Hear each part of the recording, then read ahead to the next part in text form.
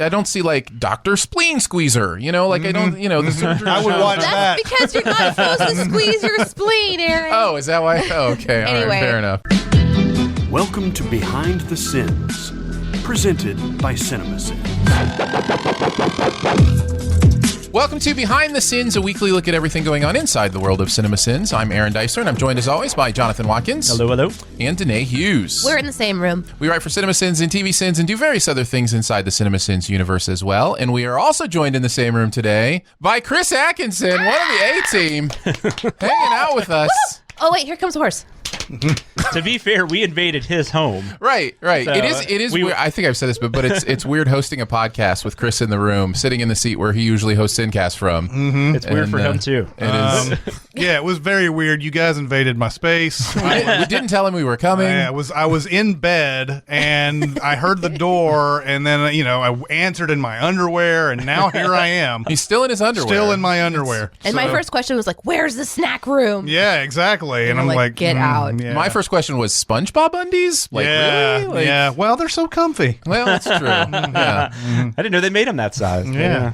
I mean, adult size, not your big. Yeah, backpedal there, buddy. Your boss is in the room. I know. I immediately thought of underoos when you said that, and I was like, then I was thinking, do they make adult underoos? Because that would be. Oh, I'm is- sure what is 100% they underoos? make adult That's underoos. like kids, like little boy underwear. I guess maybe they have little girl underwear too. They did. They had Wonder Woman but they have underoos. but they usually have like superheroes on them and stuff, or just cartoon. Before it sounds characters. too creepy, I was a kid when these came out. Yeah, and yeah. I recognized that they had, Wonder Woman kid underoos. So it's not like I'm watching underoos You are commercials on my so spare worried time. about being canceled. But they used Listen, to have. I don't want to be canceled. That's what I'm saying. I don't even know if they. I assume they still exist, but I know they used to have commercials and everything. It'd be like during your Saturday morning cartoons. Yeah, kids running around in their underwear. Yeah. Superhero Underoos. underwear. Yep. Yeah, Anyway, that's hi, part of- Chris. Hey, how's it going? Thank you for your hospitality. Yes. And letting us record together in this room. We're excited to do it. I think it's the second time that we have recorded together on Behind the Sins, and it's always a lot of fun. So we're looking forward to going through all the fun stuff today. You guys ready to get into it? Should I be worried that underoos.com requires a password to enter? Yes. Okay. 100%. All right. That might not be the same underoos we're talking about.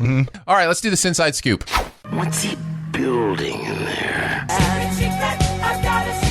Pay no attention to that man behind the curtain. This is a true story. We're going to take a look at the videos from the week, the process of sending them, how we felt about the stuff in general. We'll kick it off with some TV sins. Last week started off with SpongeBob SquarePants. The episode was rock bottom. Oh my god! And you people still love SpongeBob, like Right? that is a thing. People dig SpongeBob. If you go on Twitter and there's any sort of thing trending, you will see 5 or 6 SpongeBob memes show up. It's crazy. Yeah. It is for, I think, a generation of people who may be slightly younger than us. Yeah, that's what I they're was thinking. Simpsons. That's what I was gonna Oh, say because wow, we're a no. little me, you, and Aaron. We're a little too old for it. That's not okay.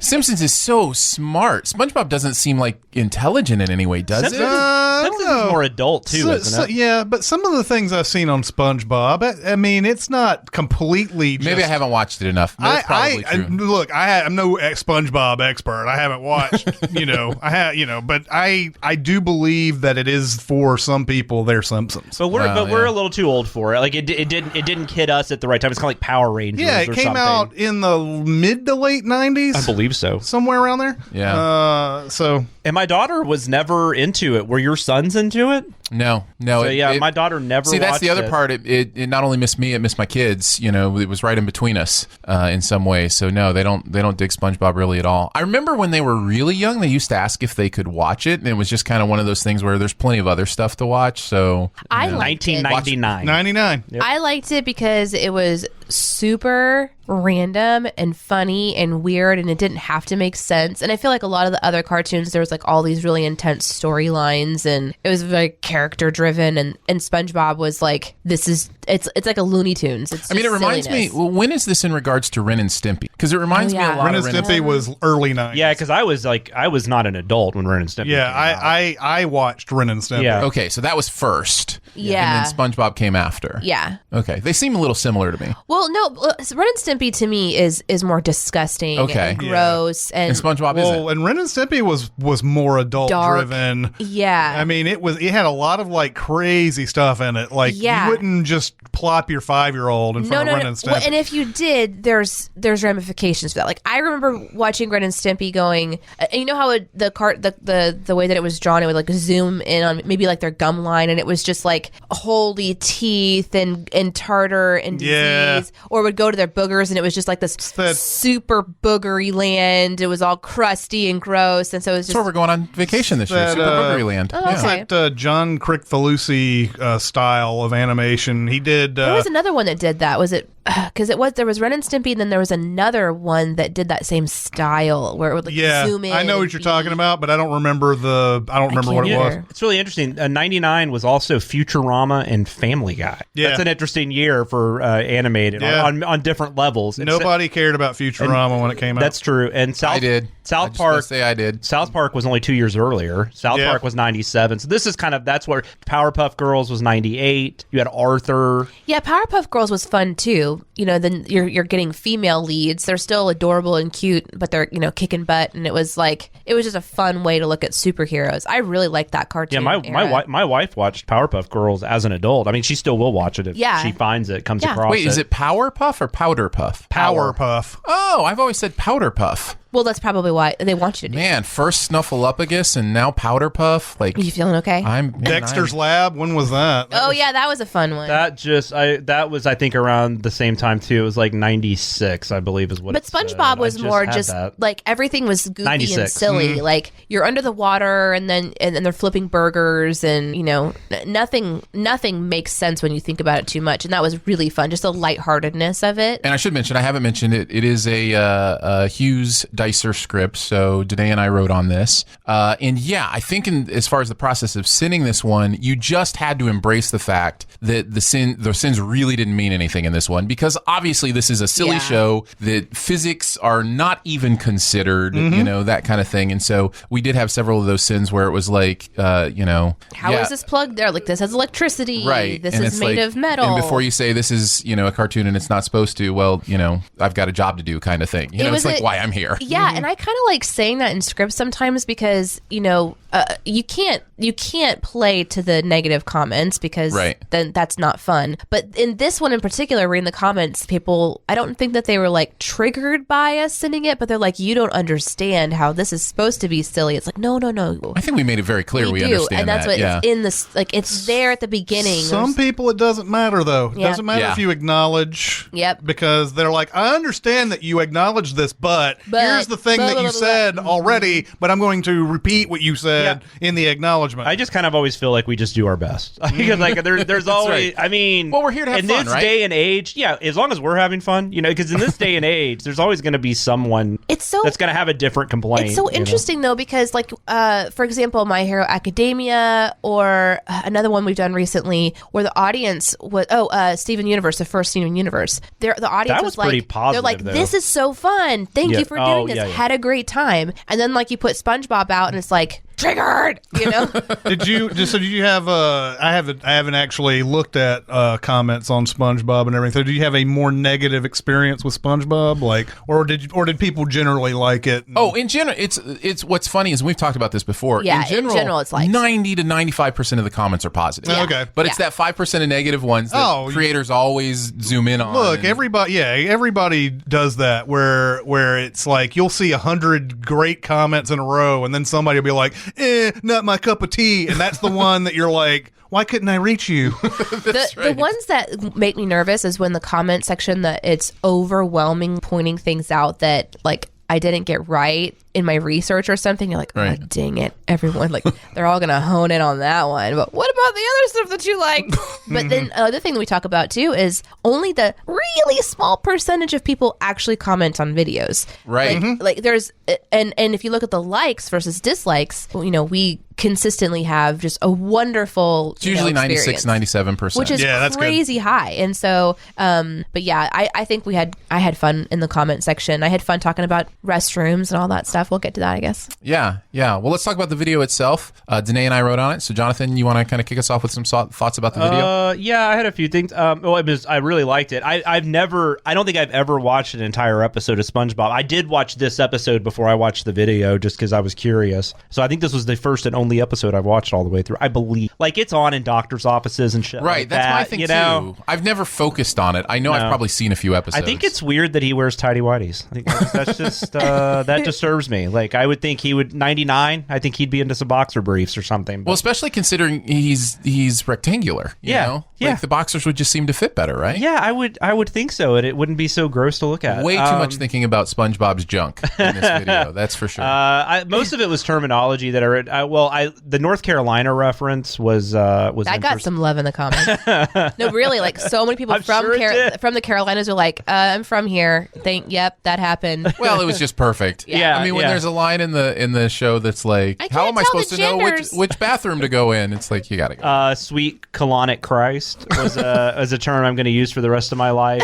Ghibli downstairs bits. Speaking of the junk, and just like the nightmarish imagery, like his face contorting, and that was creeping me out. Is that normal throughout the series? Yeah, because he's a sponge, I guess. I mean, they do like kind of more extreme stuff from time to time, but not like Ren and Stimpy level. And because there's this one, I got a teeth thing too, which is also why Ren and Stimpy bother me sometimes. They did a lot of teeth. Terrified zooming tooth. in. Yeah. But they did that in this episode with SpongeBob, where his mouth was like all open and his eye was all jacked up and his teeth. It was just nightmare feel. Nice. Yeah, that one spawned one of my favorite run-on jokes about Jeremy having an experience of walking in on his great aunt or something. Yeah, that was fun.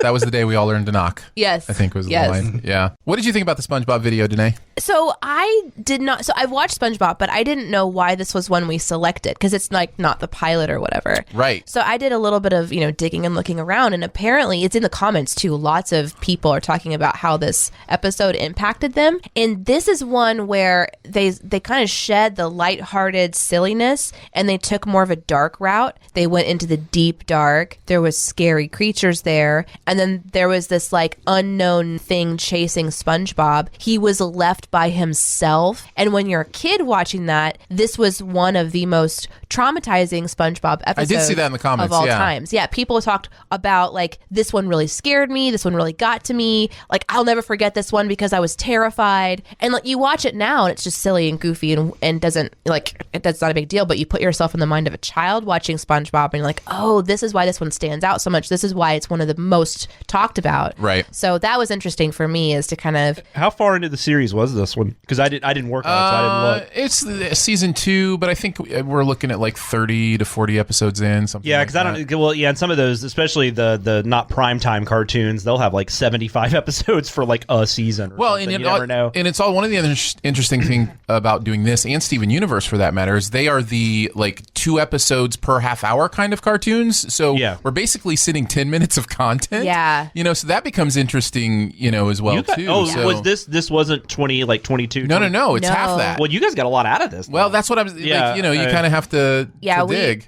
We kind of pressed in, and that was hard for me too because I'm having a good time and like la la la la la. Oh, it's SpongeBob. Oh crap. Okay. Yeah, this would better be sealed. So that was interesting to do. So since this wasn't the pilot, though, we talked about this with My Hero Academia. This was obviously easier. This was a little better. This was a little better than because it wasn't lore dropping. It wasn't like a storyline.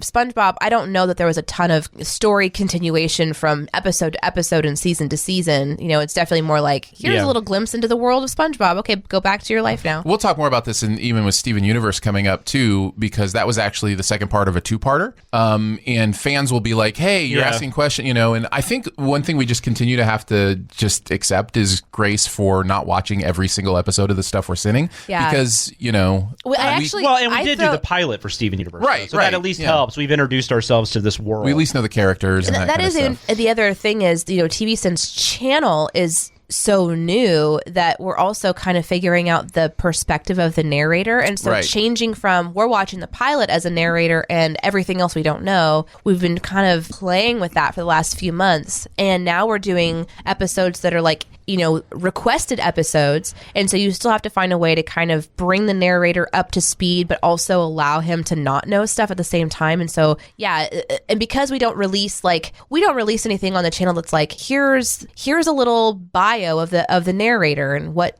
the narrator is like. There's no like. Yeah, here's all the episodes. There's the no narrator has seen in this show. Yeah, there's nothing like that. So you have to kind of trust that the super fans kind of are keeping up with that, and they can kind of be in the comments, or that people who just get the channel, they're down there, or that we've written it in the script in such a way that it makes sense. Like they can kind of like. There's actually one coming out that soon where one of the first sins that I write is, you want me to know everything, but you also don't want me to know everything. Like, I can't do everything, people. And it's sort of just that jibe of we just got to figure out the best way to sit into a script. And SpongeBob was one of those where we kind of don't have to care as much because it's just well. Again, at the end of the day, I think the goal is to make you smile, right? Like, so that's at the end of the day, we got to find a clever way to write a fun joke and make it. I think that's what made My Hero Academia a great video, was because you guys didn't know what the hell was going on and everything. And as a person who actually went through and shadowed that script and everything, I was like sitting there going, I don't know how you're supposed to. I mean, I could write stuff on this, but like, and then you guys sent in a script that I was like, yeah, exactly, everything that I was thinking. So I thought those were good because if you think about plumping your narrator down in the middle of something that he has no idea about, he basically becomes like Jeff Lebowski, right? In the Big Lebowski, and he's just like, I don't know what the hell. I don't know what the hell's going on here, man. So I had a fun time though. I was like, it was fun. It was fun to drop into the world of and try to figure out ways to make clever sins. I have a couple things. The bobber clock that I called a Pokeball. Yes, I obviously knew that was a fishing bobber. That's not, like, it's one of those things where it's like rage in the comments. The rage about this stupid clock in the comments. But I did dig through and I saw some. It's like, you do know that's what they do, right? Like, they troll us. That they know that, and they did that. Well, I didn't for a second think somebody would think the narrator actually thought it was a Pokeball. It's a joke, right? I don't know anymore. We can't know. That's true. We can't know. I really wish I would have thought more about the helium thing. Obviously, it doesn't have to be helium. It can just be air. Okay, so I thought about that because I researched helium underwater and air underwater, and I watched some scuba diving videos of how hard it is for a scuba diver to blow up a balloon underwater. Right. This is apparently a big deal. It's very fascinating to me. But air can work too. But I thought helium is also just an example. It works. But I could have said it a little better. Movies and TV shows do so many weird things with things where you're just like, there's no way that's possible, but you can't look it up. You can't go to Google it because it's so insane and it's so there's no knowledge base on this. And occasionally you'll find a message board, and a message board will say, well, you can do this and this and this and this, and then somebody go, no, you can't do this. I know. And these are all supposed experts on the topic. I remember when this is some deep cut behind the scene shit. I remember doing Aquaman, and there's a whole thing in there where he like gets a flare. He gets a flare and shoots it underwater. Right. Yeah. And I was like, is that even possible? Is that a thing? And like, I was sitting there like, is shooting underwater flares a thing? And like, couldn't find that anywhere. And then you getting, there would be somebody like, oh yeah, there's an underwater flare gun, but like the boat that they had was stolen. So like, how would they have it was a lot of things that you have to sit there and consider when you're like, I don't think this is possible. You want one of my most recent wounds is from the Star Wars series that we did, and I said that you can't swim through zero gravity, and I still feel pain about that one because I researched it, and some people are like this and some people are like that, and so you write a sin and then everyone's like, you're wrong. It's just like, you can't win. You can't win. Look, anytime you say anything about gravity, as we know, anytime you bring the vacuum of space into stuff, the early like all-time comment was the one where we did the Avengers, and Iron Man goes up into space, and even though there's no gravity in space, he falls through the hole anyway, and everybody knows what the fucking means, but they were like, no, there's gravity in space. That's not the argument. I'm avoiding any space sins. It's impossible. I did research on what kind of gun was being shot in RoboCop, and I found it on this internet firearms movie database thing that they have. Yes, that's a thing. And I was like, okay, they're called bullpup shotguns. All right, good. And I wrote it in there. I was like, everybody here's got bullpup shotguns, but this one guy's got the little pea shooter. That's the main gist of the sin, is that everybody's got awesome guns, and this guy's got a terrible gun. But like, everybody gets on there. That's not a bullpup shotgun. That's not a bullpup shotgun. I was like, it's on the fucking firearms database. How is this not right? It's titled as Shrimply Pibbles on IMDb. I was just thinking about Shrimply Pibbles. Yeah, we get a lot of shit for that because on IMDb it says that that's Herzog, but everybody's telling us it's not. It's not really her. Yeah, so it's fun. But it's like, what are we supposed to do? It's on IMDb. It says Shrimply Pibbles, Werner Herzog. Back to the Sponge of the Bob. I did also look up where helium comes from, and that was really interesting. I learned about helium. I didn't really, you and that we're almost about out of it too. Yeah, like no. Is that a bad thing? Yeah, I mean, oh, that's not good. It's a bad thing. How are we going to talk high? You know, like, how are we going to get our voices? There goes the idea for Sin Week. Yeah, exactly. You know? Right. I don't know much about helium other than balloons. I'm sure it's used for many things. It only occurs in very specific places, and it's like a chemical reaction. So then you have to like capture the air. So when they're doing a lot of mining and things like that, there's some naturally occurring, and so they find a way to kind of essentially just capture it and bottle it up. But if it's not coming out anywhere, then I was like, does helium exist under the ocean? I was thinking that maybe there's like helium coral reefs, or I don't know. Maybe that's what they were drilling for in underwater. Who knows? Yeah, that's what Case do. And all that's what that's definitely what they were drilling for in underwater. I didn't know that about the helium stuff. Cthulhu monsters got them. I also want to mention the bonus round on this is one of my favorites. It's kind of interesting. Yeah. I wonder if it's because there are more like tropes that TV shows like do throughout stuff, but like we have like a bonus round on every other video at this point, and it's a lot of fun. Because Danae loves bonus rounds. Well, the raspberry language was so perfect to hear all those together, and then the way it ended with the thank you. I loved that. It was perfect. Yeah, that was edited really, really well. Yeah, and not easy to do too. No. So props to the editors on that one. That was really, really good. Because was Schitt's Creek the okay one? Mm-hmm. Okay. Mm-hmm. Yep. Running together. Sorry. Yeah. Yep. I really enjoy finding annoying things that repeat. Well, that works for bonus rounds. Mm-hmm. All right, let's move on to Steve. Wait! I wanted to talk about bathrooms. Okay, talk about bathrooms. I just real quick. I want y'all to know. What about flushing a toilet underwater? Couches in women's bathrooms is a real thing. Oh, I knew this. Thank you. Well, the comments apparently think that that's an urban myth. Yeah, so many people. But you're the one who's been in women's restrooms. I have. The only one, as far as we know, in this room. I've been in a male restroom a couple of times. One was on accident. It was really awkward. I actually had my wife take me into a women's restroom once to show me the living room area. Yeah. Like, look at these couches and this. Yeah. And I'm like, what is this? I've been in a lot of women's restrooms, mainly because I had to clean them, but because at my movie theater. Oh, right. Yeah. But we did not have a lounge area or anything like that. There was one person that I was chatting with who was like, I hope to someday aspire to have like the privilege enough to go to a bathroom that has a couch. Like that was one of her goals in life, was to, and I didn't think that it was weird. There was definitely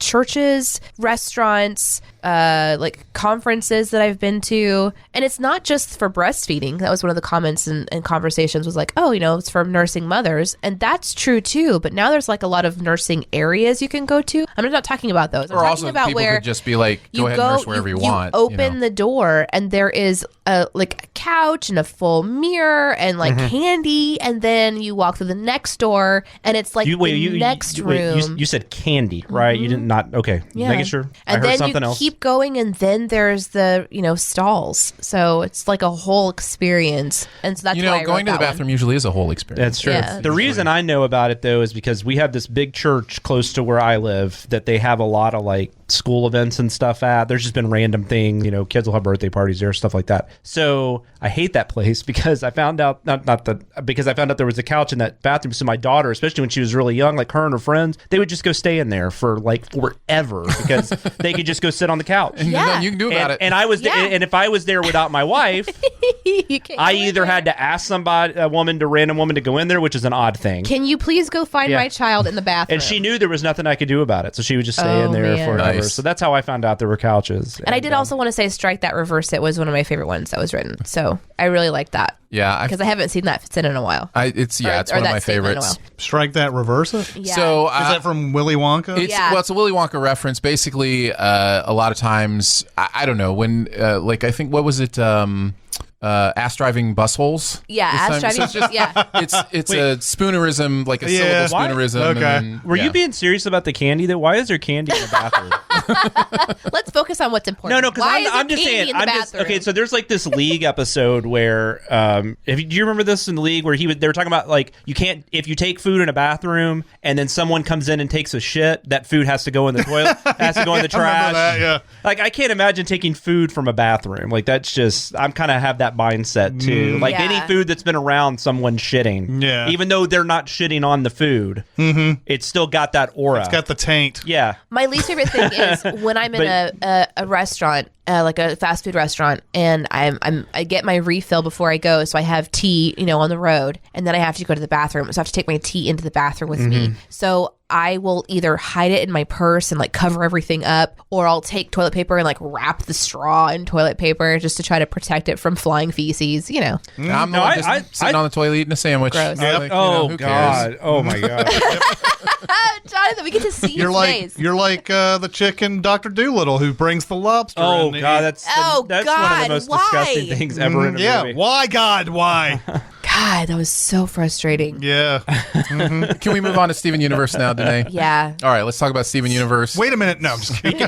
Speaking of munchies, the episode is called Ocean Gems, and we jumped ahead a little bit in Steven Universe, and this is the second of a two-parter. This is a Dicer-Watkins script, so Jonathan and I wrote on this one. And what do we think about Steven Universe? Is anybody a Steven Universe fan in the room? well, I've seen 2 episodes, Right. Yeah. the ones that we've Yeah, seen. I didn't start watching it after we sinned it. No. But I really did enjoy it. And I think I would actually enjoy this series. Yeah, I mean, I could see, like, if I ingested some more episodes, it might work for me. I can totally see why people enjoy it. Yeah. I don't know it's like that fantasy and I'm not adventure. positive it's for me, but Yeah. This is almost there's a lot of the silliness that comes with SpongeBob or those kind of things, but it definitely feels like it wants to have a point and it wants to have like an overarching plot and message. It feels comic booky in a lot of ways. Well, and I noticed in the comments this time, people were starting to like share plot reveals for later on, like Steven's origin story and stuff, and that was interesting to me. And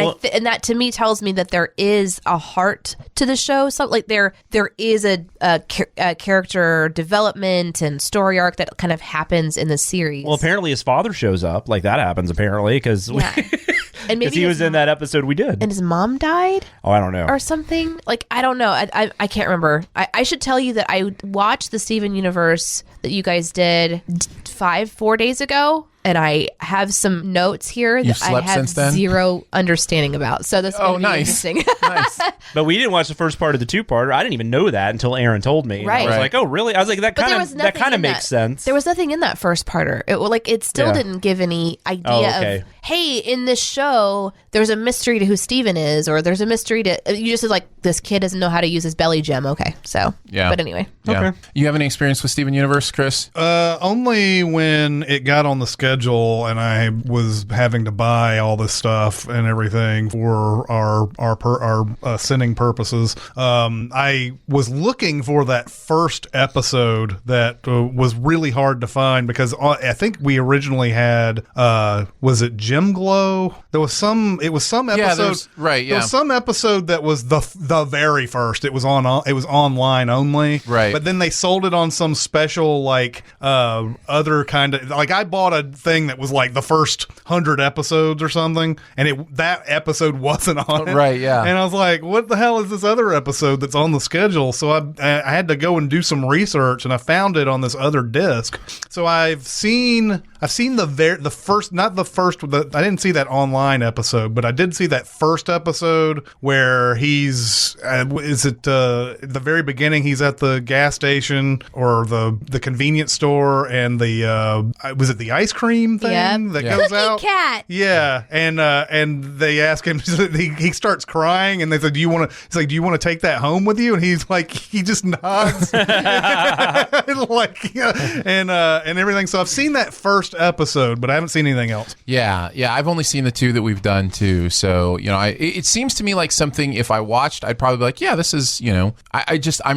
I'm not necessarily motivated to watch. Like I didn't watch those and go, oh, I have to see more of No, this. it's not going above the 800 other things Right, yeah. on my list right now to watch. Yeah, so. exactly. Well, what about the video, Danae? Since you didn't write on this one, what were your thoughts that you're trying to interpret? Well, I do. My favorite sin, and I do remember this one, was the farmer's tan rant. That was so fun for me because it was like the sensitivity to not calling it a wife beater, and then also going, wait, is calling it this also insensitive? Like, crap, what am I gonna? How do I describe this stupid shirt? So I really enjoyed the kind of hyper focus on the guy with the weird tan and the weird shirt. I did a lot of research to figure out what we're supposed to call a wife beater now, and there really is no acceptable Replacement. answer. Still called that? Well, I think it's a tank. Isn't it just a tank? The most I saw was camisole, and I'm like, For a dude? For a dude? That's what I Which is also seems insensitive. right. Of course, dudes can wear camisoles and wear Sure, whatever but they want. camisole to me is instantly like more Victorian. So sort of then feel. tank top was number 2, but tank Yeah. top is usually like an overshirt. Like a tank top is something you wear And as this a is an shirt. undershirt. And this is an undershirt. What did you end up calling it? Well, I said it rhymes with life cheater. Oh, okay. He said lies, but then there was another one that was it farmers? Like there was another reference that. Well, the farmer's tan is the sin. The fact that he wears a tank top but has a farmer's tan, even though he's always wearing a tank top, was the sin. I like that. The other one that I wrote about, I don't remember it, but I said the rock and roll sin, so fucking good. Oh, that was the one where she jumps out of the van and Oh, God, yes. So she hates rock and roll. So she jumps out of the van and rolls, and her head almost hits a rock. So and it so was I this just played whole, with like- the words roll and rock several different ways. Yeah, that was I really And that like scene that. is so weird. It looks like we doctored it, but that is exactly how that scene plays out. It really is. Really? But it does look like we kind of doctored it. I also wrote I hate down scenes like that too for that reason. testicles on the manta ray. Yeah. Was something else I wrote down. That's my keeping tabs. So Okay, Was great. that the tentacles or was that this one? Testicles? Testicles, yeah. Yeah, testicles. And then like, so to heal her gem, he has to spit on it and she gets wet. Do I have that horny? That was my favorite. I like that one because I am learning about the recurring sins kind of as I go. And I remember sending a script to Jonathan one time and I said, do I have that right? And then you changed it to something else. Like, do I have that Stupid, or do I have that? Yeah. Oh, whatever. yeah, sure. And I was like, that's interesting. I didn't know that was a recurring thing. So this one to me kind of said, do I have that horny? I'm like, oh, I'm getting it. I understand. So that was another one I really liked. It's just silly. And then I wrote down, if all of the pork chops are perfect, I wouldn't have to hotbox in my bedroom to understand modern cartoons. That was another one that I really enjoyed. Well, and I had to do some research on that one because I didn't know the quote. Like she says, isn't there a quote about hot dogs or something like that? And I guess the actual quote is if all pork chops are perfect? yeah, if all pork chops were perfect, we wouldn't have hot dogs or something like that. Or It was. I like the Steven Universe thing. There was a lot of questions about but then how does this water get up to space and how does this go on, and those are really fun too because that's the kind of things we look for. But the quirky sins are Well, and it's brilliant. that's what I'm saying. It's so silly that I think we can just be silly with it. Yeah. We kind of had that experience with Schitt's Creek too, Yep. and then the fans actually appreciate it because they think it's silly, so Yeah. they enjoy us just having fun with it. And I think you can tell that we kind of like it, if not love it. But I think you guys can tell we like our jobs. Oh, I'm at the show. But yes, that right, too. right. well, that too. What about you guys? Was there a standout one as you're writing? Or? Well, I wanted to go back to, you were talking about the farmer's tan and that whole thing. And in the comments, people were giving the history of why he has that tan.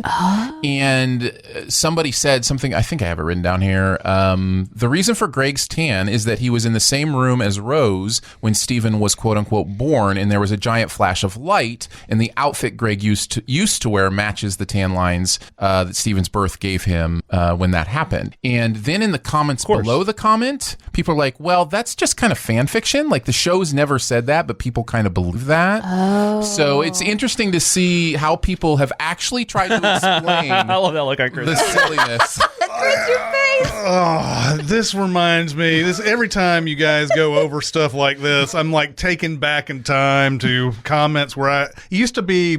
Jeremy and I used to get on comments and just play whack-a-mole with them because people would always do the same stupid. That like they by saying you're wrong, they say something wrong in the middle of it, and you're just like, no, this is not how it happened. Lord of the Rings. There's a scene where Liv Tyler goes into the water and calls the water horses or whatever, and knocks the ring rays out and all that. And so we wrote something, and I actually don't even remember what we wrote about it. But then people were like, "Well, Elrond is doing this and that," and I'm like, "Where in the fucking movie is Elrond doing anything in this thing?" And they're like, "Well, in the book, he's doing this. In the movie, this Liv Tyler character doesn't even exist. Right. So what are you talking about Elrond for?" And like just stuff like this where like people have that solid, I know this is what happened, even though it's not bared out in the facts. Right. That just upsets me and gets me on triggered mode because we had it's funny because it's like we're having a fun time, we're having a good time, just making jokes about this stuff, pointing out stuff that that little tricks and cheats that movies use to be movies, right? And then people take it too seriously, and then they force us to take it too seriously. Yeah, and it's just like exactly. It's it's so deflating. It all starts with these two words. Well, actually, that's right. And if you're thinking those words, just stop. Yes. Just have fun. Just realize that is the exact trope that we are making light of. But it's even worse when people are all, like, they say something like that. It's not in the movie at all. And then you have like 35 likes or something. You're like, what? You have support for this? So anyways, I wanted to pass that along from the comments that apparently fans have created this idea of why his tan is that way, but I don't think it's the common understanding, but I don't think technically the show has ever addressed it. Well, that just means that this show does a lot of flashbacks to address that stuff at some point in time, because the show doesn't start off with Steven's birth as this gem person. It just starts off in the middle of an adventure. Yeah. So that to me is interesting, because they have to have a plan if you're doing flashbacks, don't you? No. Maybe not. I also wanted to mention the body diversity sin. That got love. That it starts off with, just because I really do appreciate that about this show. Like the idea that there are all these different humans of different shapes, different shades of color, and it's just part of the show. Yeah. I think the show intentionally does that. Like I think that's a part. What was interesting in the comments on that one was people don't actually like the original designs because they've changed so much that they like the designs the way they are now. And apparently those original designs of them are quite a bit different than they are now. Well, the animation was very different from those two first episodes we did. Yeah. Like just in like between those two episodes, the animation changed, which is normal. We even send it, yeah. Mm-hmm. And then the other thing is when he yells through the megaphone, the magical ladies are here, and then the sin is strip club DJs. That was Fritz as well. So yeah. What about you, Jonathan? You guys have touched on everything I wrote down. So we're good. We did it. Yeah, we did it. The show's over. Bye. Yep. All right, let's move on to music video sins for the week. Harry Styles' "Adore You" is the name of the song. I may be in the minority. I actually kind of dig this song. I don't know. I know Barrett doesn't like it. I think we've got some comments from Barrett about it that we'll read here in a second. But I not for the week of heart comments. I enjoy it. Jonathan, did you like the song? It's fine. I mean, I don't dislike it. I mean, the video's weird. Yeah, I don't know that it really stands out for me either way. I'm not sure I've even heard this song. Yeah, it's pretty new. I didn't think it was bad, but I was really enjoying Barrett's hatred. As one does. Like, that was kind of fun. Like, ooh, he don't like it. What did he say? He said, "Adore You is a mindless, repetitive, boring song from a dude that's capable of much more. Also, the video is about a weird relationship with a fish." That's true. Yeah. "I suppose the fish is the object of his affection, and therefore he's eventually going to fuck the fish." Yep. It's basically Shape of Water, the music video. Mm-hmm. I was really interested in the video.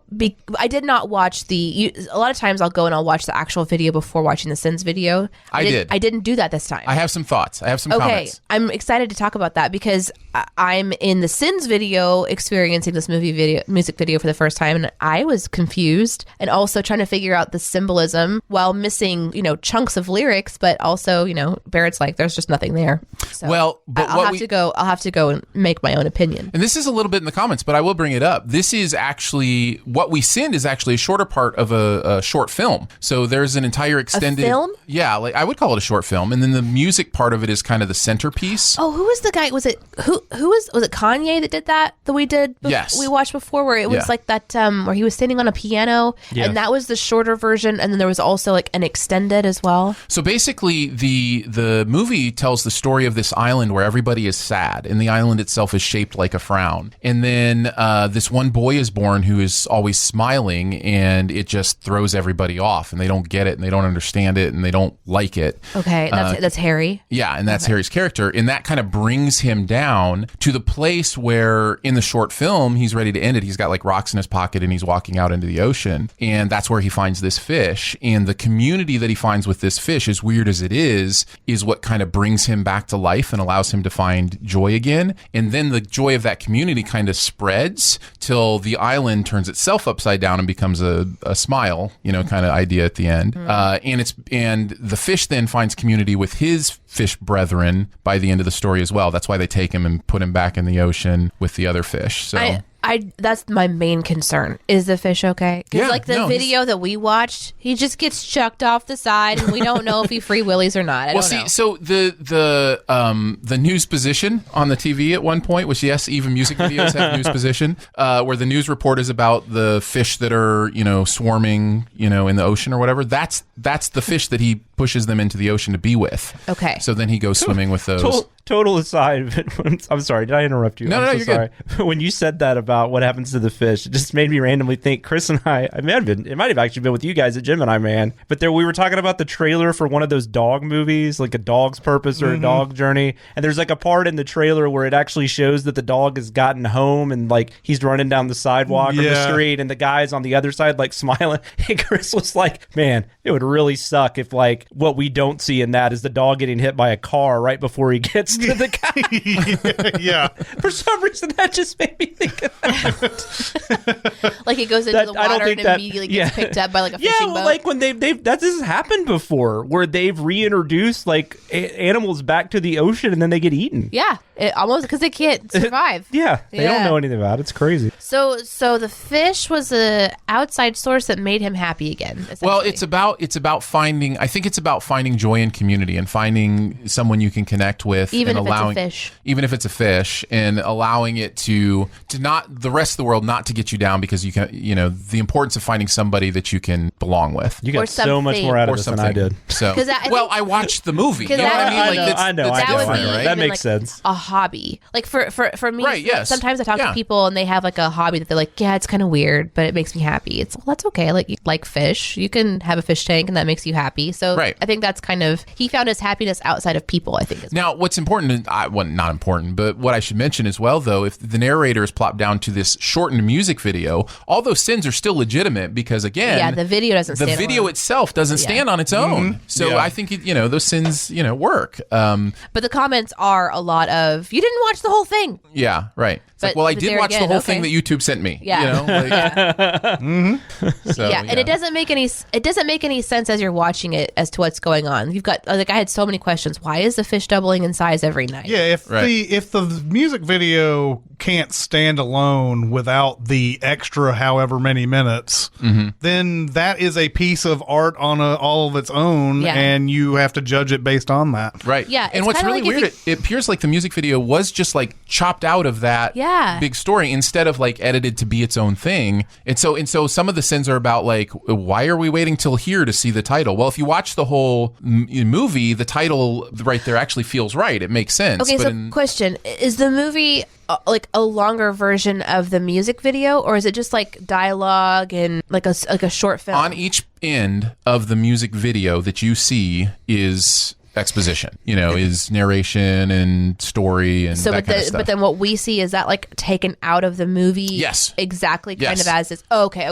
Just they've been doing that Michael Jackson's Thriller is like a 20-minute short film or 18 minutes or whatever, but eventually MTV took that part out, and you just you would just see the video. What was the one that he did where Annie, are you okay? That one? Yeah, no, Michael Jackson did a lot of these. Yeah, Smooth Criminal was another one. I remember watching Smooth that. Criminal an underrated Michael Jackson song? I don't know if it's underrated. I don't know. I don't hear people talk about it as much as. Blew my mind when I was a kid watching it. It may be my favorite Michael Jackson song. Do you remember watching that? All the time. Holy crap. Like when they do that little lean thing and woo, like it was so cool. And they all slow down at that one point. So it's properly rated. People know it's amazing. I think so. Didn't Francis Ford Coppola do that one? Maybe, I don't know. I don't know. He did. So I think he directed the. He directed Captain Nemo or whatever. Captain EO. Captain EO. Captain Nemo. Oh my god. Captain EO, and then I believe that whole Moonwalker thing had its own movie as well. It did. I remember renting that from Blockbuster. So we probably paid like and $5 Joe Pesci's for in that it. bullshit. Was that the one where there was like a aliens, like a spaceship? Was there a spaceship in that one? Captain EO was. No, not it. But I don't remember that in Moonwalker. Was Captain EO at Disney? Yeah. No, that's something different. I just remember that there was a video and it had several like longer form. Anyway, I was just thinking about with this one, like what are we watching? Are we watching where they took clips of the movie and then they put his music to it? But you're saying that was part of the film. The music video was the centerpiece of the movie.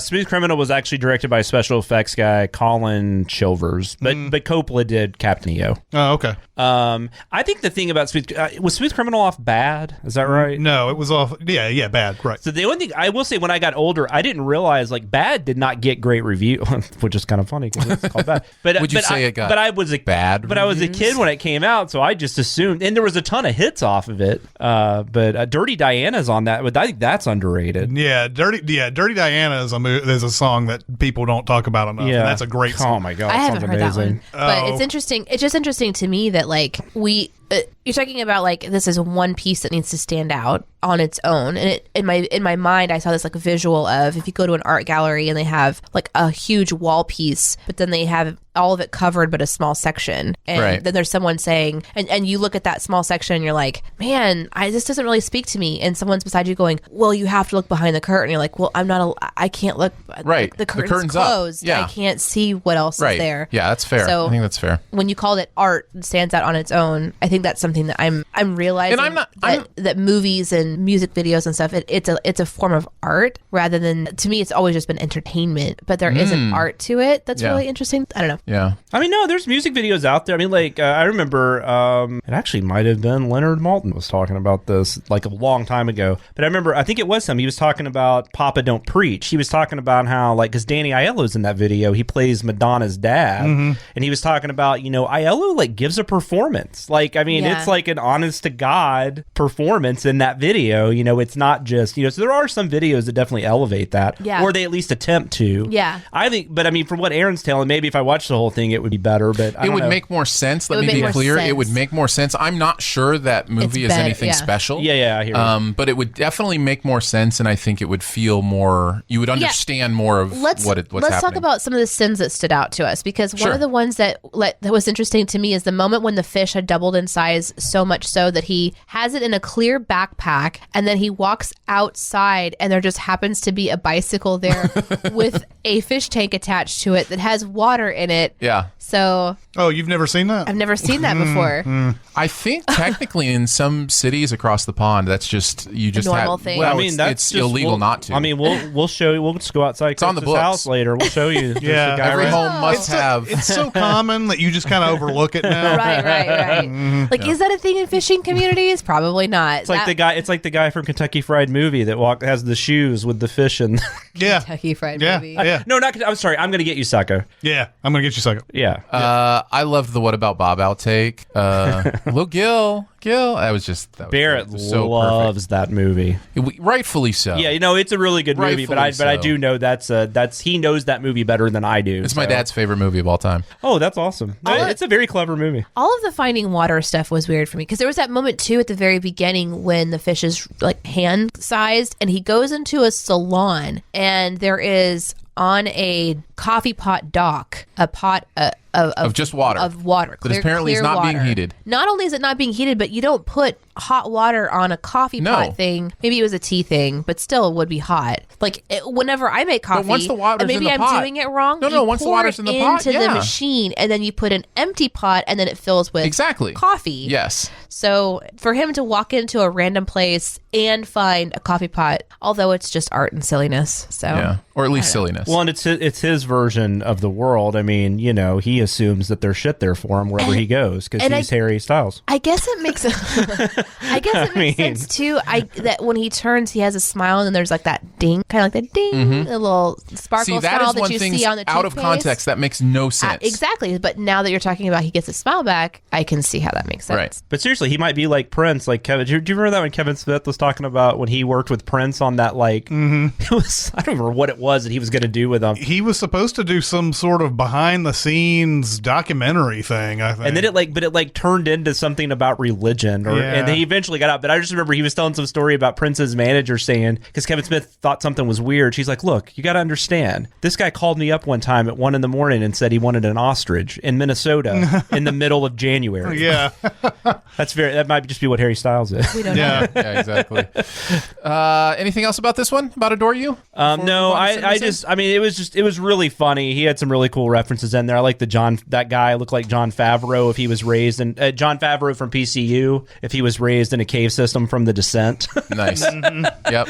Good stuff. All right, let's move on to CinemaSins. The first CinemaSins video of the week was Hobbes and Shaw. This was an Such a good movie. Watkins joint. So Chris and Jonathan wrote on this. What a joy. Aaron and I like this movie. I actually do enjoy this movie. I didn't see it. Yeah, I didn't figure you did. That's why I'm getting the comments. I mean, like in the sense that I am entertained by it. Exactly. I have fun with it. I don't think much about it. I know. We're losing Chris's so respect. painful. But when we talked about Bad Boys for Life, I did say Bad Boys for Life is a much more intelligent version of what I got out of this. Look, I have had the same experience with rock movie after rock movie after rock movie, which is I go to them and I just have a great time, and then I watch them afterwards, and I'm like, this makes is the dumbest thing no ever. sense. But it is the dumbest thing ever. But I had fun. But I didn't enjoy Skyscraper and Rampage. I did not enjoy I enjoyed those. them both. I don't know what it is. I don't know what he's tuning into in me, but this was really, really fun to write on. I was really, because we can say, this got delayed for reasons. It was supposed to come out a couple months ago, and then we had to move it. And I was really sad it wasn't coming out immediately because this is one of the ones I had the most fun working on. Well, I often talk about the most fun I've ever had writing a script was Skyscraper. And I think the reason is because of the combination of I actually kind of enjoyed the movie, but I also realize how ridiculous it is. Yeah. Like that combination is kind of a fun combination where you can have fun with it for what it is, but at the same time absolutely destroy it for how stupid and ridiculous it is. So yeah. So anyways, yeah, I actually did have a good time with this, even as silly as it is. And now Chris respects us a little bit less. Yeah, I do. Except for me, because I didn't watch it, so I'm still on the video. You should just pretend to have watched it and say how horrible it is. No, I watched it on the video that I watched, and it's horrible. So there you go. I would never watch this movie. Hobbes and Shaw is one of those, I think it's like a forced coupling almost. Like they started this in one of the last Fast and the Furious movies where they were they apparently had this animosity towards each other and everything. And it's supposed to be so funny and everything that they hate each other and everything. And I just don't get it, don't understand it. And then in Hobbes and Shaw, they have this whole thing where they're being called in on the case by two different people, and then they have to have that one scene where they're like I hate you with so much passion and everything, and going back and forth, and it's like this is supposed to be hilarious that they hate each other so much, and I'm just like, nope. You guys don't have any chemistry whatsoever to me. That was one of my favorite things we did in this video, because they have the whole thing first off, you have the Ryan Reynolds, and I can't remember who's playing the other handler. Oh, it's a no name. Yeah. Not. I don't mean to say he's a dick. Like he's an unimportant person. He's just somebody who's not like a big name. But they have a conversation about how much they hate. Like they set it up, which is so annoying. And then we have the first scene where they interact, where they find find out they're both on the case together. And so that we have to go through that. But then halfway through the movie, we have to go through this shit again when they're on the airplane. They just keep doing it, and after a while, it becomes. I think there's a sin in here where it becomes not believable that they hate each other this much. Yes, I agree with that sin, 100%. Yeah, because they've gone through a whole bunch of stuff together, and then by the time it's like they reset it. Every new scene is like, I've got to remind you how much we hate each other because the audience loves how much we hate each other. Right, it's so obviously manufactured. Yeah. And it was really hard too. Every time they have Shaw doing something like heroic, and we had a few sins in there about this, but it's like he's a murderer. Yeah, what a reclamation of a character. That's it's an impossible thing. And I had forgotten about that. Like Chris brought up the hospital. I had completely forgotten about that. Murdering multiple people. that was a fun thing coming back and going to I think it was 5 when that happens. I don't know. If you gave me time to think about it, I could think about which movie it was. He was Luke Evans' brother, so it was the 7th one. It was the Furious 7 or whatever. Was it 7? Where he's the villain. Yeah, so in 7, he's talking to his brother at the very beginning of that movie and saying, I will go and I will get revenge and blah blah blah. And he walks out and there's like lights falling off the hospital. There's people lying in the hallways. He comes down. There's like a whole bunch of people just slumped over and everything. And then like the building collapses almost. And it's like, oh, he's supposed to be a good guy. And they retconned it to where he killed one of the characters. Han. Yeah, Han from Tokyo Drift, which we mentioned. Yeah. Which, we had fun with that too because the scene that's in Tokyo Drift could not have happened with the way they said it did when they retconned him back in and everything. There's no way that any of that happened. But yeah, I don't like these forced couplings. It's like Harry Potter, where at the end of it they're like, "Oh, Hermione and Ron have been in love with each other this whole time." What? They have?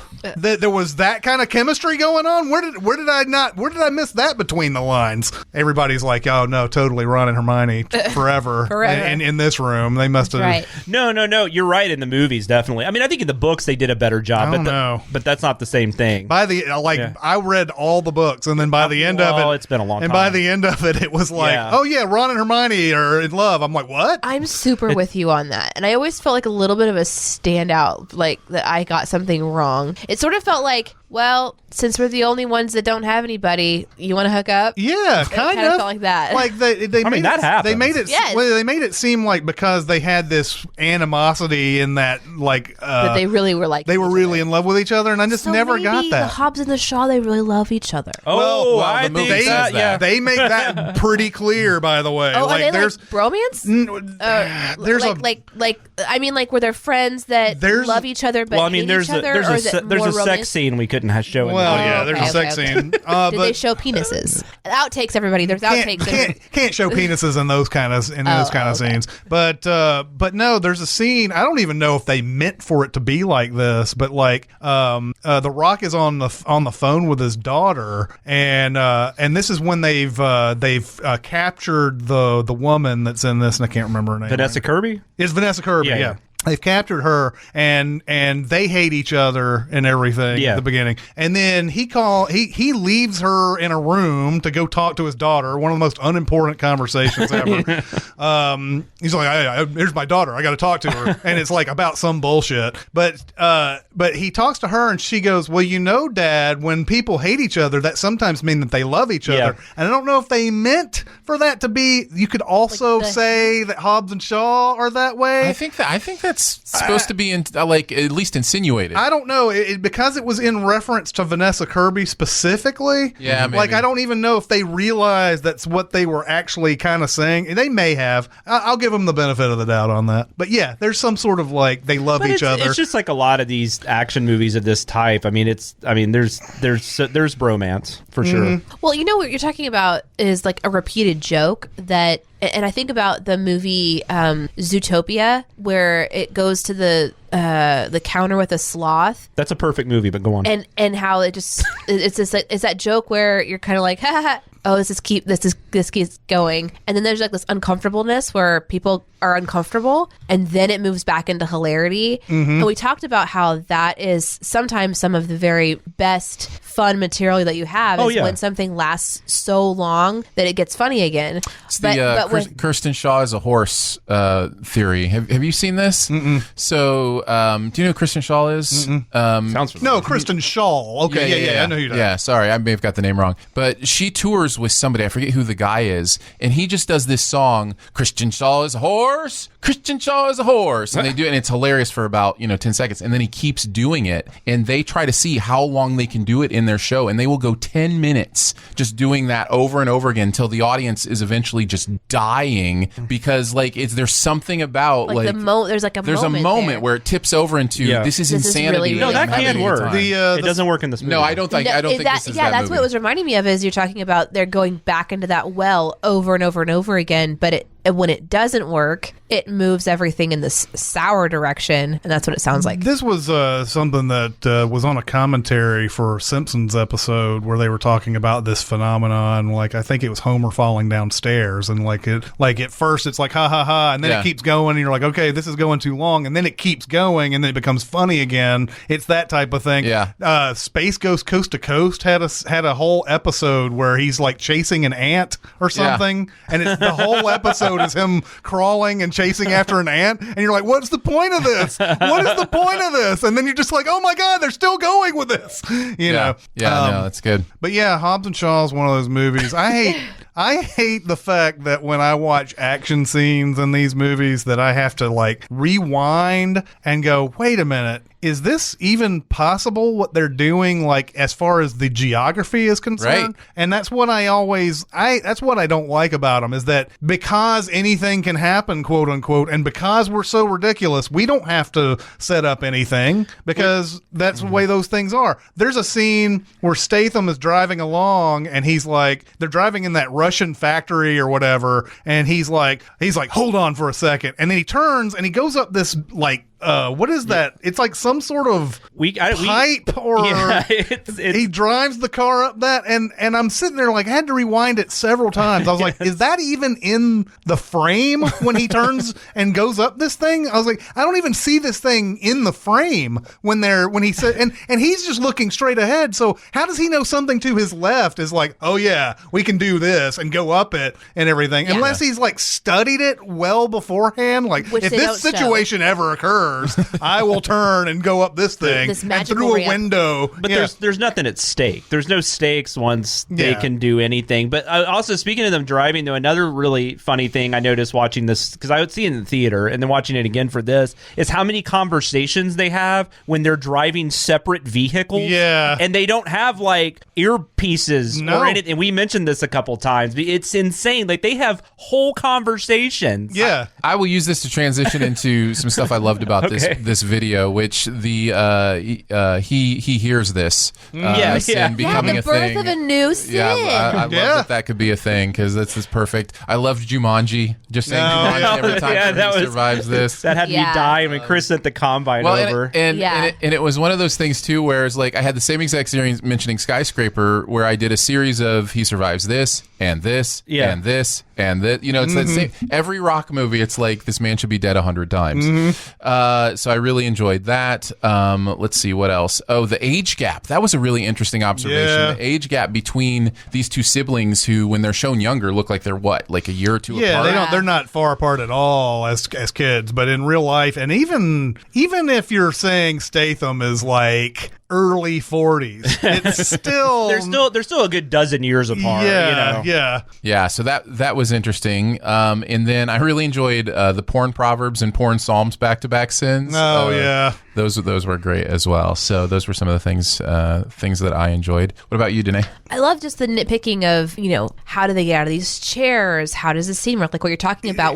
Jason Statham getting out of that chair, when you slowed that down, I was like, what is this nonsense? They don't show it at all. There was one of my sins that was, I think, cut from Charlie's Angels when we did that one, where when it stops on Drew's legs, which are supposed to be tied to a chair, they're not actually tied to the chair at all. And so she just kind of stands like, so I mean she's supposed to break the chair and break loose, but her legs are already broken out. And slowing down action scenes can be really frustrating, but I didn't realize how important a good action scene when it's shot correctly is. Right. I think we talked about this in Mission Impossible, like how good it is that you go through this entire series and they've done such a good job of sort of helping you see what's going to happen so that when it's happening, you know where you are spatially and how much more comfortable you feel, rather than these sort of rapid fire, like we're here, and how much more like unnerving it is. And so then you want to sink into the conversation, so you don't even ask questions like how are they talking to each other and stuff. So anyways, I like it whenever we sin those types of things, because that stuff drives me bonkers. So it's like it's movie sleight of hand, right? Like it's supposed to be film sleight of hand, but the difference in the two. A good magician can do sleight of hand where they're moving really slow, and then you're like, whoa, you blew my mind. Whereas like a bad magician would just be like going on, and you're like, well, of course you switched it over. You were doing a whole bunch of nonsense. Like that's not a magic trick. Well, my whole thing too is if you create a real, I mean, because even the stuff in Mission Impossible is probably impossible, but they make it feel realistic within that environment. Well, right. That's all you can do in an Yeah. action movie, because I Right. get that you want spectacle, and we're not saying we don't want spectacle. We just want the spectacle to make more sense. And you're gonna make, and it's gonna be Fast and Furious spectacle too, which is a different kind than Mission Yeah, Impossible. it is, definitely. Mission Impossible is definitely more like, I don't know, sophisticated and planned and thought through, and they played a little bit. Like the most recent one that I remember we watched was, where it goes wrong, but then that was all in someone's head, and so they kind of play with you a little bit as you're watching it. And I like that kind of stuff because it breaks the tension of an action movie. 'Cause I'm not usually like an action movie. I don't go to action because I enjoy them. They're a little bit too like, okay, whatever to me. So Fast and Furious for me is like the bottom of the barrel for action movies. I was also really annoyed with seeing the Samoan. You haven't seen a lot of action movies, that's bottom of the barrel. The Samoan. No, I haven't. The Samoan thing. I don't know why, but that bothered me. It felt like a what's the word? Like a gimmick or something. Where and I love watching the Samoans do that, like that dance that they do before battle and stuff. It felt like they were like using that. Do you feel manipulated? No, it's just a weird. It's like a weird thing for me. It's like this feels like it should be sacred, but I'm not Samoan, so I can't speak. But it feels like this is supposed to be something that's more honored than throwing it into. Let's bring the fight to Samoa so that all of my Samoan brothers and families can do this like really intense fight scene. Which again, I loved that one too. The whole setup. Like we're supposed to believe this because it's in fast motion, but none of this stuff can really happen. There's short amount of time. Like all that stuff bothers The Rock is me. Samoan, right? Yes. I believe So I think that's why it works. I know. right? Like it's his thing. That's and what I'm saying. Is that's why it works. I It's him. don't know if the guy who plays his brother, whose name escapes me, the guy from Fear of the Walking Dead. I just mean as Like- far as like honoring it Yeah, or, yeah, yeah. or whatever. I don't like, think that they mishandled it because it's The Rock doing it, but I just wonder why is this in this movie if not to show this Well, it part just of feels The Rock. shoehorned. Yeah. And Although- I didn't like that. There was a comment in the YouTube video, though, that said we pronounce Samoa better than the Samoans did in the movie. Like, that was an actual comment. I also that moment. really, Yeah, that moment when the narrator. pronounces I really Samoa liked better. also pointing out the whole thing of like extracting the stuff from her DNA when they have the scientists who could just make it. Yeah, I love this that. was the biggest thing. It was Like- one of the biggest things for me was that Why do we need it out of her body? Yeah, that the whole thing that that they want to do in this, Idris Elba wants to do in this, is to make this stuff and then like bring on the apocalypse, and then the strong people who have the antivirus or whatever can survive, and they can recreate the world in their own image and all that. But the guy who synthesized it is there. They there. have him. They And don't he need to saves take the it out. day, Yeah, too. they don't even need to take it out of her blood. The great Eddie Marsan. Yeah, the Eddie Marsan. And then like the Samoa thing for me, the problem was they had only a certain amount of time, and Like there's 2 minutes. and they're in like the Ukraine, and they're like, let's go to Samoa, and then like Oh, God, Yeah. yes. and it's like it takes nearly a day to get there from the Ukraine. So what the hell are you doing? But why go there of all places? I hate timetables, especially in action movies and like horror movies, because once you hear that there's a timetable, you know it's going to get fucked up. Yeah. Because then all of a sudden you're beholden to it, because then when they do anything random, like they just go off and have like a conversation about his sister, like, why are you doing this? Like, she's you have about to die. save the world. Yeah.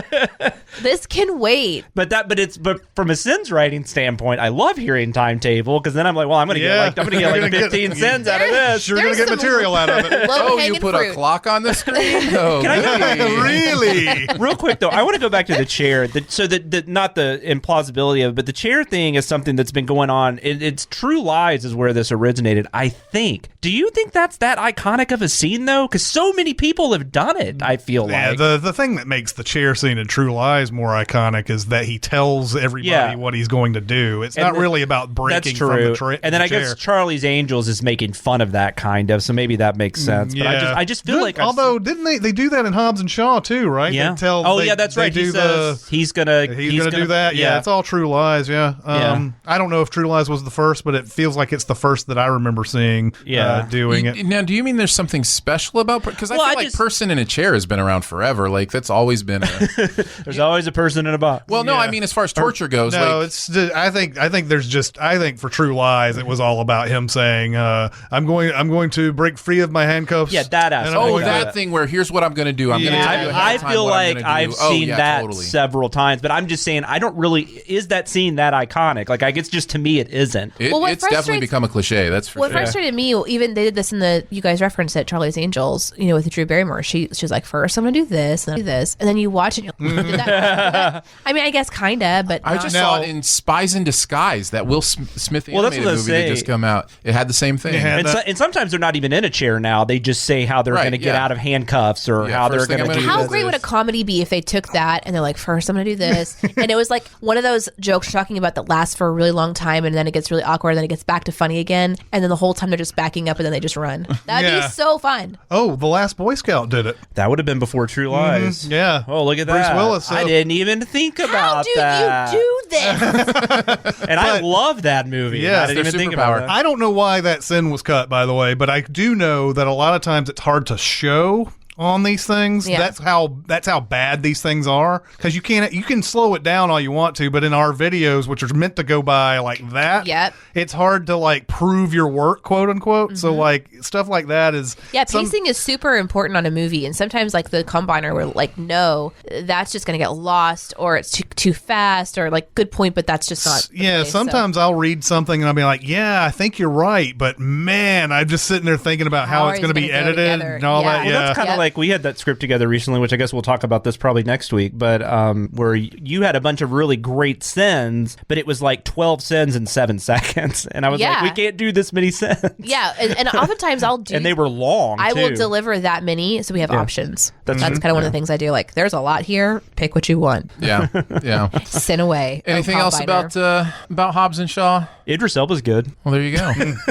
He's good at most things. I loved the sinning of his HUD, his heads-up display, and the the freeze frames on some of the ridiculous, stupid information that doesn't matter. 97% probability of punch power. I remember I want to go back to when I first saw this trailer, which I know you won't understand what that is, Aaron. But what is this trailer you speak of? What? But I remember there has been a few episodes back where you guys have talked about the Fast and Furious films on the Sincast, and you and Jeremy both have said these are just turning into superhero movies. Like, Jeremy's even made the joke about the Transformer, like if one of the cars turned into a Transformer. And I just remember when that trailer came out, and they had the stuff with Idris Elba saying I'm the Black Superman and stuff. I tagged Jeremy and tweeted that to him and just said, "Yep, you and Chris were right."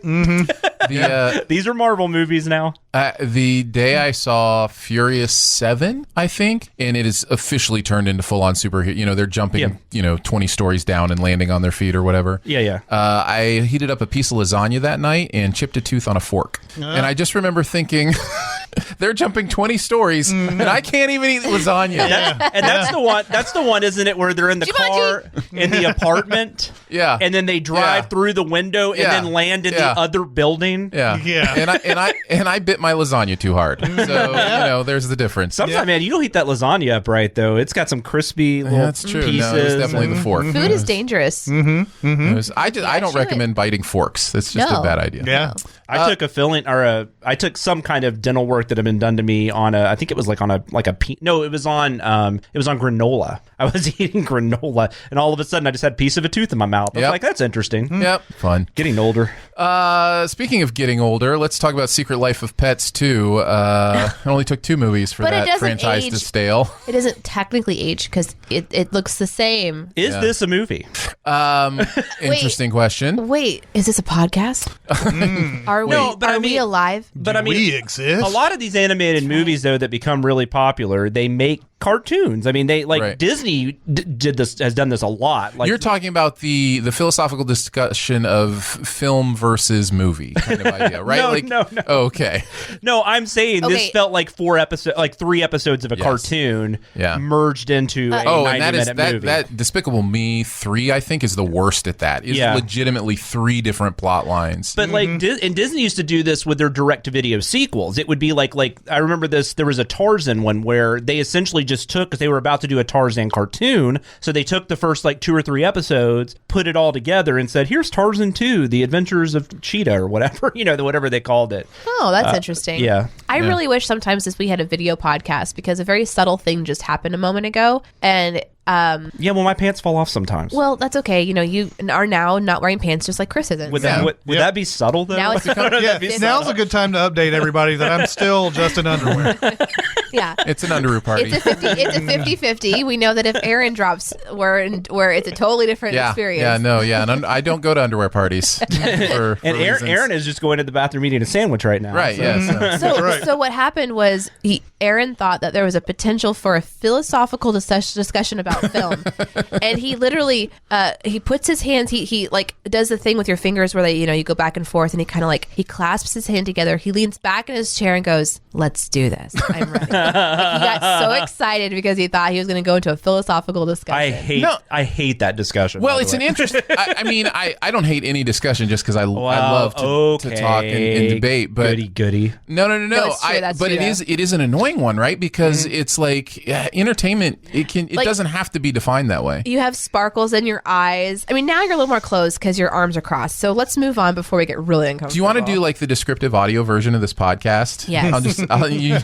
Yes. Aaron is now crossing his arms. That's right. It'll be a companion podcast. You play them both at the same time. Right. Yeah. No, it can work really well. Chris is rolling his eyes at Jonathan. Police Academy 5, Assignment Miami Beach. I mean, that's cinema to somebody. Right. Sure. Of course. Why not? Who? Not me. Who are you? Go to the Simcast presented by CinemaSins and tell us if you think Police Academy over Miami Beach. I saw that in the theater. I think that was 88, so I was 11 or 12. I don't know when those came out during the year, but I remember not liking that. How hard would it be to make an 11-year-old not like a Police Academy? This is the way I was about Ghostbusters too. Yeah, Superman 4 was another one I remember. Oh God, Quest for Peace. Yeah, Superman 4 was definitely. I was still in denial in some of those movies. I mean, I loved Superman 3 as a kid. I remember my dad taking me in 1985, took me to Transylvania 6-5000. Oh, yeah. And he took me to Godzilla 1985. Those are classics. And both of those movies, I remember afterwards going, in my childhood, I was like, I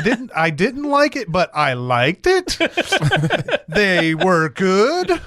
God, Godzilla 1985. That was it was one of the, I guess around that time, it was one of the times where they tried to make one American, they tried to get it to American audiences. Yeah. We're doing everything possible not to talk about Secret Life of Pets 2. And I totally understand that. Sorry. Go for it. Who's seen it? Because I had to watch it. I have not. So, Jonathan, I think you're the only one in this room who's actually seen the movie. This is a Cher Watkins script, so Barrett and Jonathan wrote on this. So you're the one that gets to tell us, is there anything? Well, I think we have some notes from Barrett on this too. Yes, I do. But how do you feel about this movie? I think Barrett and I were about the same. It's not terrible, but like I said, it just feels like episodes of a cartoon, because you basically have 3 different storylines going, and they kind of a couple of them kind of come together at the end, but basically all your characters are separated. I don't even know if we had it. I can't remember if it ended up in the video, but at one point I had written a Lost reference difference, because that was one of the things about Lost that annoyed me, was that there was like about there's like 2 or 3 seasons where all the characters were scattered. Right. And I was like, but the thing that worked so well about Lost was these characters together. Right. And then they decided to separate them. So it's kind of like in this, like you separate all these characters that worked better together. But I didn't like the first one. Can I ask you about? I didn't much care for the first one either. Yeah. But it felt to me like maybe it suffered a little bit from what I call Ice Age syndrome, which is every new movie adds 10 more characters, and all of a sudden you're dealing with a cast of I'm trying to remember 50 different pets that you're trying to follow. And they didn't add that many. There is like a dog that Harrison Ford voices, right? And then there's a tiger. I think it is. It's like it's like some kind of Chinese tiger. They don't add that much. And then I guess they do add the character. Was Tiffany Haddish in the first one? I don't think she was. So they add hers, but so it's not that bad. But it's but like I said, it's just more. Now they do definitely everybody thought Snowball was funny, so let's have 50% more Snowball. And so they have a lot of that, and then like I said, they just have all these different characters going off in different directions, and there's ends up being 3 different storylines. It feels like a TV show. Adding 50% more Snowball is a direct way to get really hooked on cocaine. I'm just saying. There you go. Personal experience. Personal experience. Do you think that the movie suffered a little bit from the fact that Louis C.K. couldn't be he was the main character in the first one? Patton Oswalt's fine. No, Patton Oswalt's fine. It just doesn't seem like there was a continuity. It seemed like they didn't know what they were going to do after Louis C.K.'s stuff came out, and that they were wow, that could really be a bad pun. But I wasn't going to say anything. Yeah, of course it crossed my mind, but I was. Yeah, but I feel like they may have been right. It's almost kind of like The Dark Knight, where we all believe that Heath Ledger was going to be in The Dark Knight Rises, and they still came out with that Dark Knight Rises anyway, even though they had to scramble and make a new movie. Could be. And it feels like Secret Life of Pets may have had to go through the same thing. It definitely felt like they didn't know what they wanted to do. I mean, I still don't even really know what it's about. It's definitely not saying anything. There's, I don't even know what lessons it's teaching. I mean, it feels like the definition of, we made a movie that made $400 million, we have to make a sequel. It feels like a forced sequel and example. Yeah, because I don't really like the Despicable Me sequels, but I can at least see where there's some thought, at least the second one. Sure. There's some thought there, but this one just, like I said, it just feels like a non-starter. The Louis C.K. thing, though, is interesting because Barrett and I think we both wrote a couple of different things, because it was kind of one of those things where it's like, we need to mention it, we don't really want to mention it. It's kind of like Trump and Home Alone 2. Mm-hmm.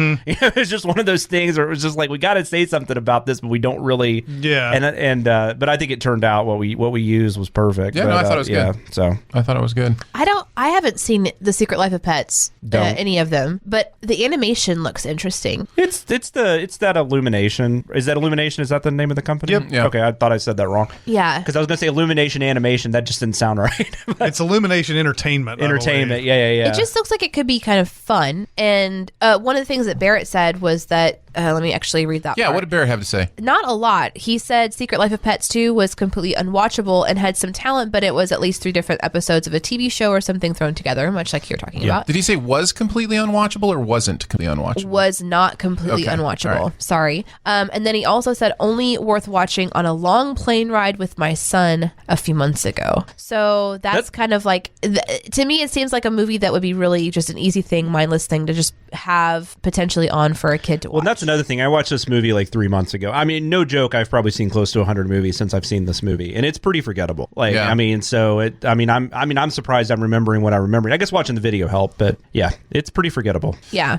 So bummer, but it's a weird one for me too, because I haven't seen it, and usually I see pretty much everything, and it's just one that I was never felt the need to have any kind of opinion on. Nobody was ever asking me, what do you think Did about it even Secret Life get? of Pets 2? It didn't get nominated, did it? At the Critics' Choice Awards, I didn't think it did. No. So it's kind of a weird one. Because that was that your first? Wasn't that like your first screener? It was the first screener. Yeah, I of the remember season. you tweeting that out. Yeah, and they actually sent you a Blu-ray. Like you actually got probably what Chris They asked. pushed it. They sent a lot of stuff for Secret Life of Pets too. So Well, I would think. I guess any animated film you release, you might as well push that because. it is not. It is not. So this is a total aside. It is not surprising me that The Missing Link is getting these nominations because they went all out for award season. Leica really goes out for the awards. They sent It's incredible, some incredible how much stuff. that really can impact. We're humans, right? And like, it could win. Is it nominated for best? It is. Okay, it is. It could win because it won. not It gonna won win. Golden Globe. Yeah, but that's the Golden Globes. You guys gave Toy Story 4, right? right? The correct answer, yes. Has the sequel won Best Animated Oscar?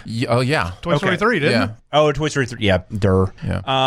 But I don't know, I'm just curious because I was going to say, I mean, it would be weird if it would be interesting if it did win because I'd be like, out of all the Leica films, like that's the one that won. I know, I don't right? think any of them have won. No, I don't think so. Because, I mean, Disney's almost had they've almost won all of them, I would guess, Disney and Pixar. Right. But anyways, sorry. Secret Life of Pets Secret Life of Pets. Slop 2, as Barrett kept calling it, Slop which I 2. didn't even think about that until he was, like, emailing me, like, here's the Slop 2 combine. I really enjoyed the thoughts on how wild animals, why would they speak a different language than domesticated animals when the species seem to speak the same language? I thought that was This a good is a observation. huge, we call it a problem. It's not really a problem for the movie because they're trying to make it where it's understandable to the audience and everything. But this is something that they never explain fully in any talking animal movie. Is either like in Dr. Dolittle, like is he talking back to them in their language or are they just speaking English to each other? Doesn't seem to be that because nobody can hear them speaking English to each other. But yet at the same time, like they went back and forth and Dr. Dolittle saying, "Oh, you're barking like a dog," and then no, he's not. I think Dr. Dolittle tried to make it too clear. Like they tried to make it sound like he was actually learning the different sounds because there's an apprentice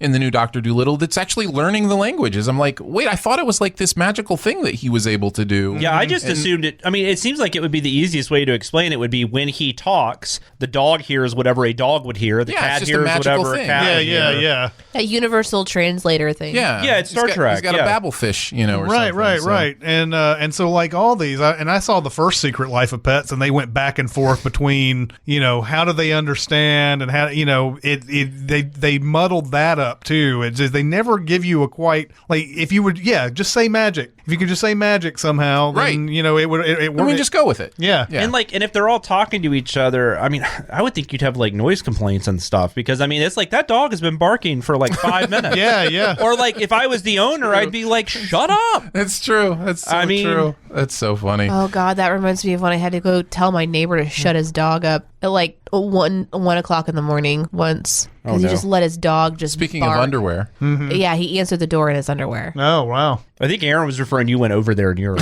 no, I just forgot know that the part story. of the story. Oh, I got you. It was so awkward. Hi, Jeff. Dog won't shut up. Also, nice tidy whities. And your balls See you are hanging tomorrow. out. This was one of those videos that I didn't write on, but I was listening to watching so much of it, going, man, that's a joke I would have written. Like, do you ever have that experience when you're just like, somebody is on my wavelength in this writing? Because like the sarcasm joke was Sarcasm. The sins. the sins themselves. I'm going to take credit for that one. That was totally me. Great job. I was happy with that one. And even Barrett was like, I love it or something. Yeah, And you're like, that's thank you. Good stuff. I loved the the alternate title, like Winter is Coming, like that stuff that was vaguely we had a lot of or fun with overtly it. sexual, but kind of funny. Like there was just so many in this that I was just like, oh nice. I wish I had written that. There was actually one point where I was like, wait, did I write on this? No, I didn't write on this one. So so it was good stuff. Do you have any other thoughts today? Nope. That was it. Any other thoughts on Slop 2? Not me. All right. We will move on then. Let's hit keeping tabs. The internet is a communications tool used the world over where people can come together to bitch about movies and share pornography with one another. Ha ha! Oh, jeez. This is the most public yet of my many humiliations. We're just going to tell a story from the putting together of the week's content. Can be maybe a funny Google search that happens, some strange research, a deleted sin, whatever the case may be.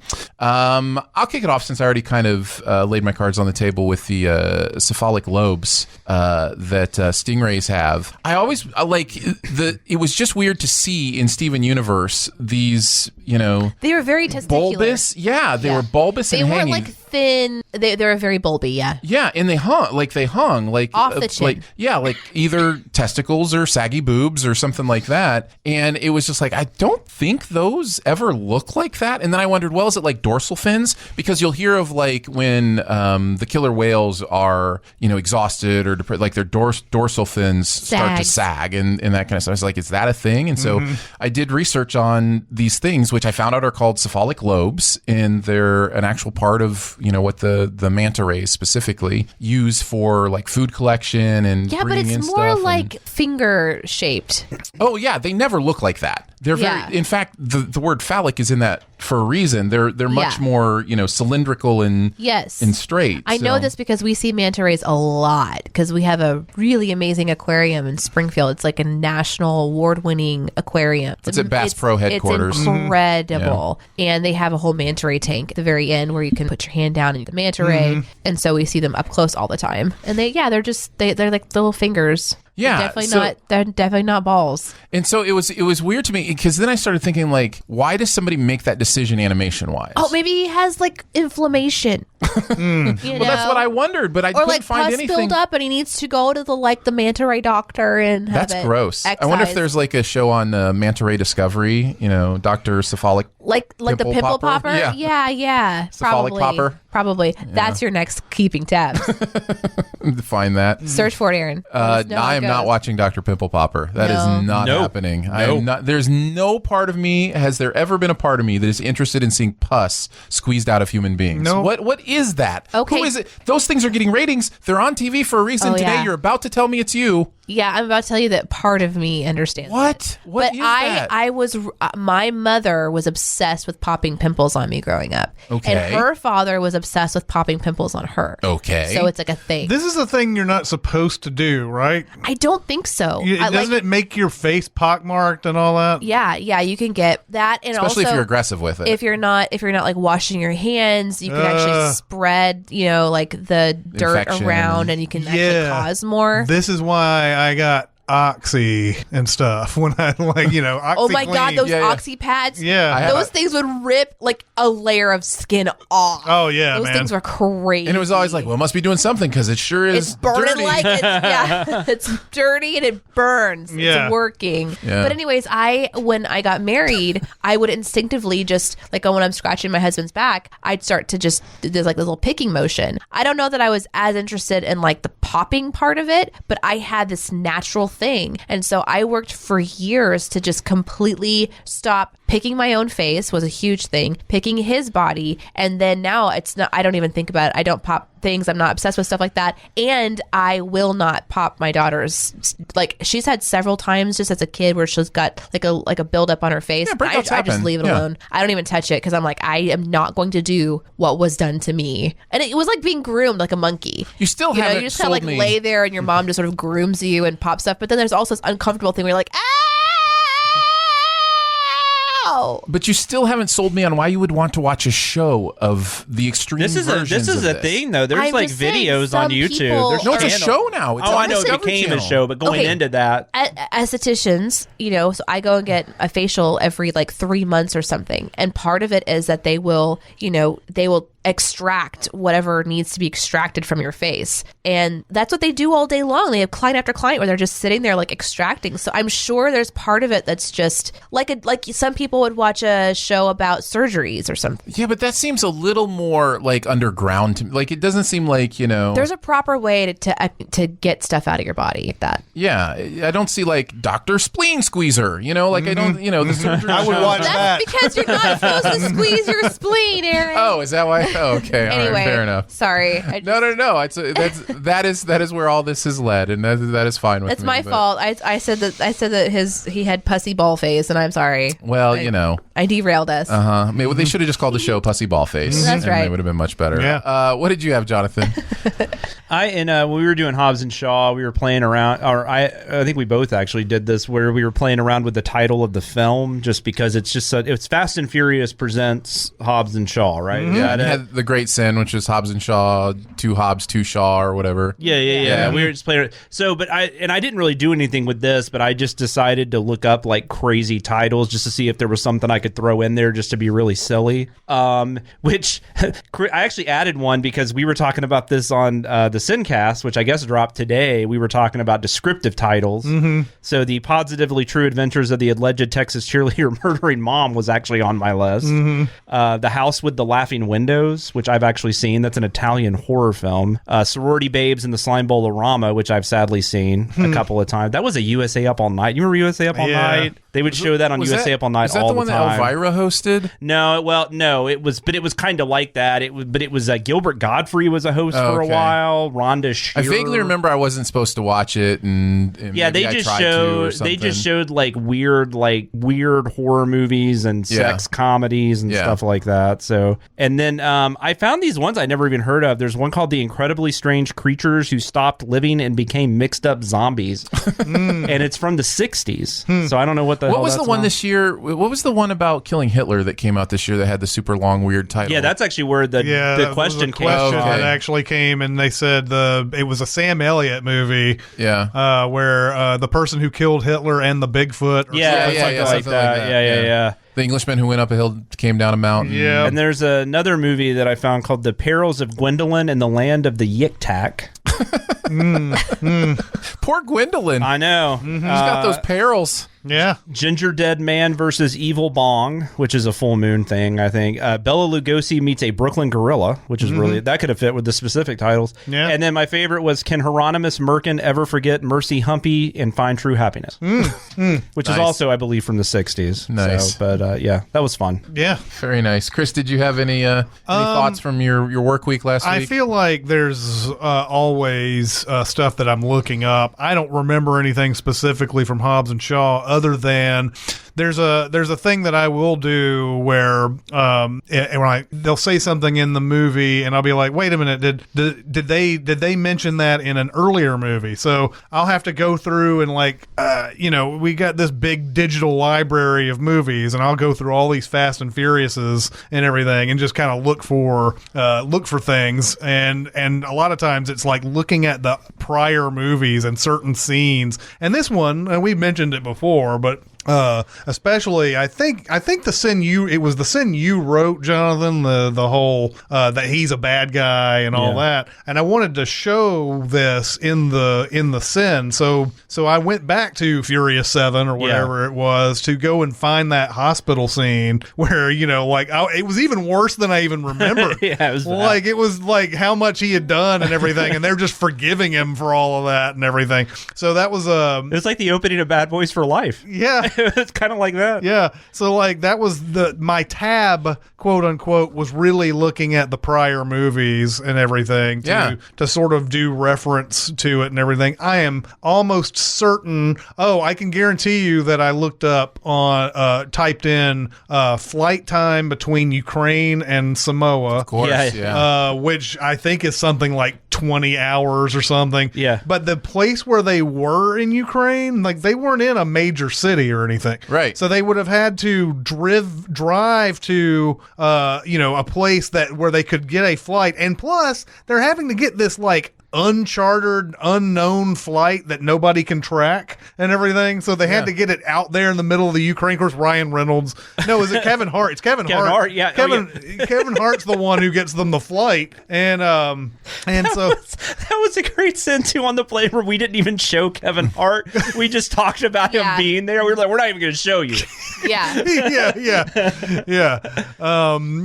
But he gets them a flight, and going through all the time issue because again, talking about how the stuff that's in Vanessa Kirby's bloodstream or whatever is supposed to like blow up or whatever in 24 hours. They just didn't have the time to do all this stuff. Plus, they get to Samoa and they have to prepare for battle and all this other stuff for hours. The Samoa thing, they like prepare for a whole like protracted battle overnight. None of these digging explosions into every 15 feet of the road. Yeah, like an obstacle course of junkyard stuff. It was like did you see the latest Rambo? Like all that stuff that he put together himself somehow. But that was at least like over years, right? Exactly. Yeah. But that is a great part because The Rock's even like, we're gonna have to go old school. It's like, how is this old school? Like, I don't remember them setting up like C4 and stuff back in the 1200s or whatever. Yeah. There's some things like I'm sure everybody on the island decided that they were going to help out, but even so, some of the things that they are doing would take more than a day just for one thing to get finished. Yeah. Oh yeah. So like they do all that stuff. Yeah, exactly. Danae is doing the head shake of shame. This is why I don't like those kind of movies. They drive me nuts. Except turn your brain off. So you can do it sometimes. Yeah. No, I not for this job. do know how to do that. Like for the pimple popping videos. Yes. Oh, it's a new channel. CinemaSins popping. No. No. Okay. I already talked about mine. I looked up blowing up a balloon underwater, and I looked up helium and where it comes from. The video that I watched was Sally LePage, LE space PAGE. It was really instructional, and she's just a scuba advocate, and she had a really educational video on, and it wasn't just like, here's how blowing up a balloon underwater works. She talks about how like the scuba gear, like when you use it, it's using a specific pressurized for this, and then whenever you transfer pressure in this way, it does this. Way over my head. But it was, as always, I'll say it 1,000 times, I'm sure, I love people's passion, and you could tell she's really passionate about scuba and all that stuff. I personally don't like being underwater, so I would never scuba, but watching someone else do it when it's just an educational video about a balloon, it didn't freak me out. It didn't trigger, anything for me, and it was really interesting. She couldn't do it herself, and then she had another person that was able to get a balloon and maybe like the size of my fist, and they were really proud of that. So it's super fast. That's what I looked up. I can't blow a balloon up like outside of water. So.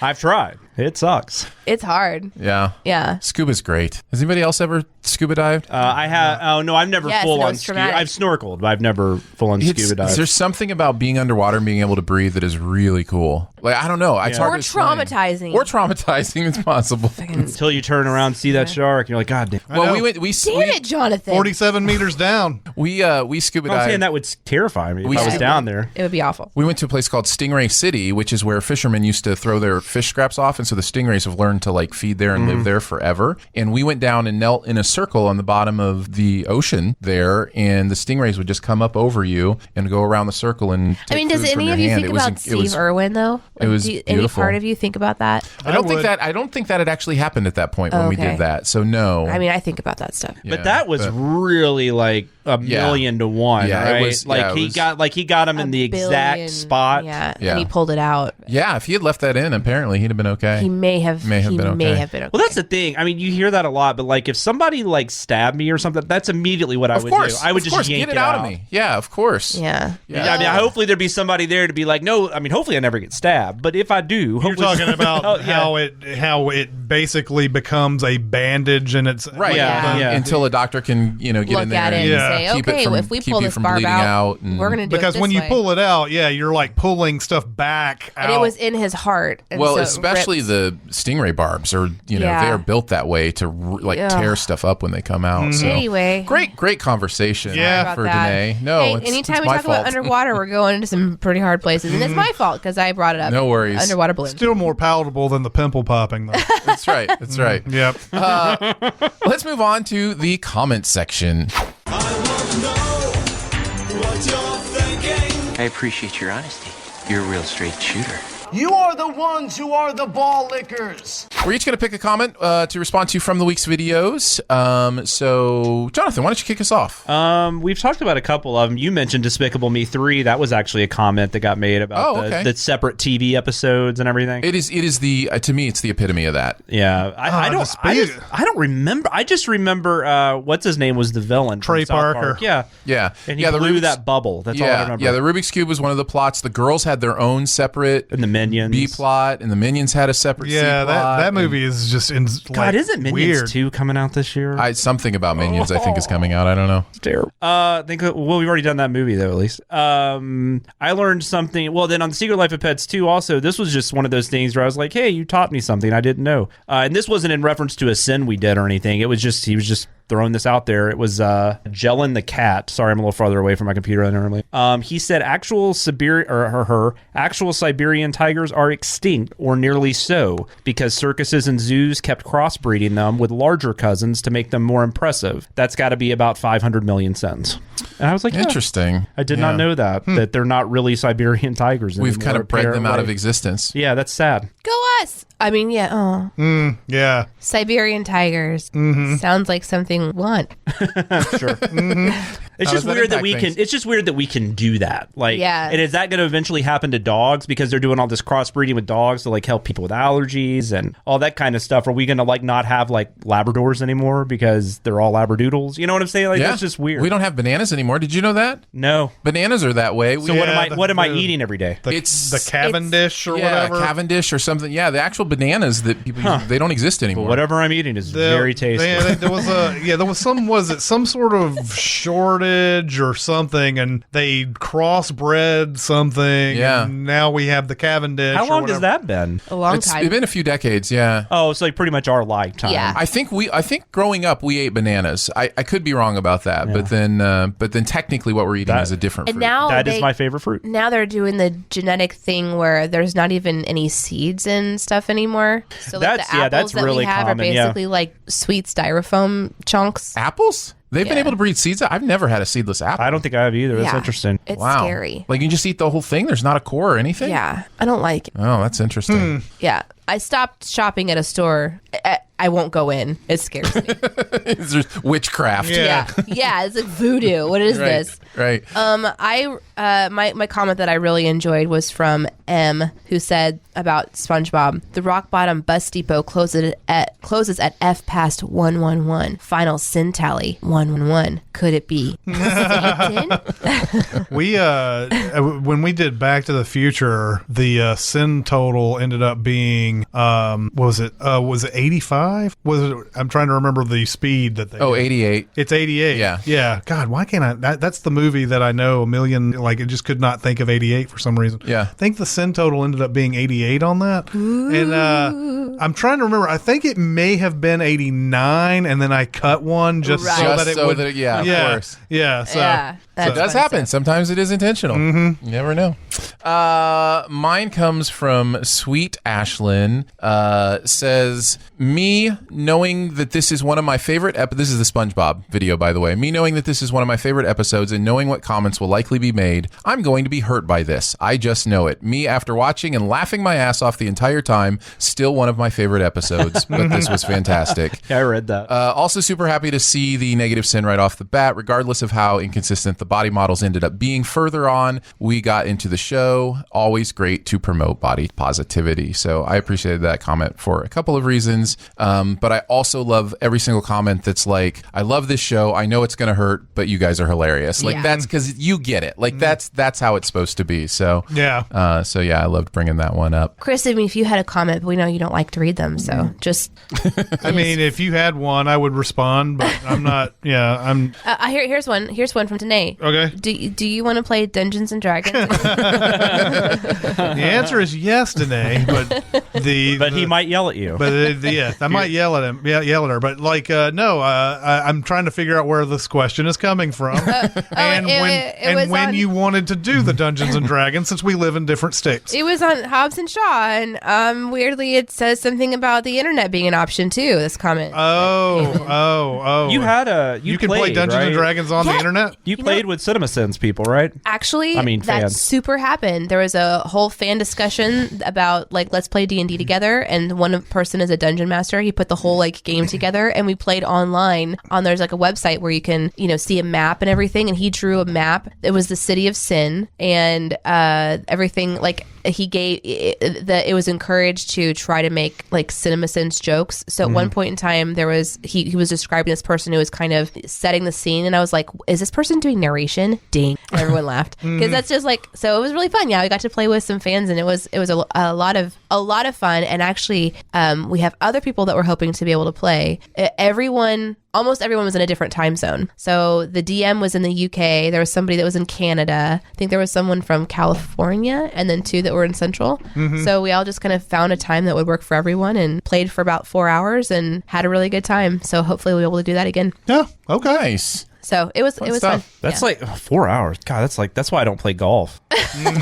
No, it is a time commitment because someone's describing a scene, people are asking questions, you're going on a little adventure, then maybe there's a goblin attack, and then everyone's trying to save the day, and so each person has to take a turn. Then you got to pray. Apparently, God, yeah, so much of that. Yes, so apparently. Thanks for asking that question from the video. Yes, from quote-unquote Danae. Exactly. On the Hobbes and Shaw video. Yeah, I probably should go and like just put it in there just for fun.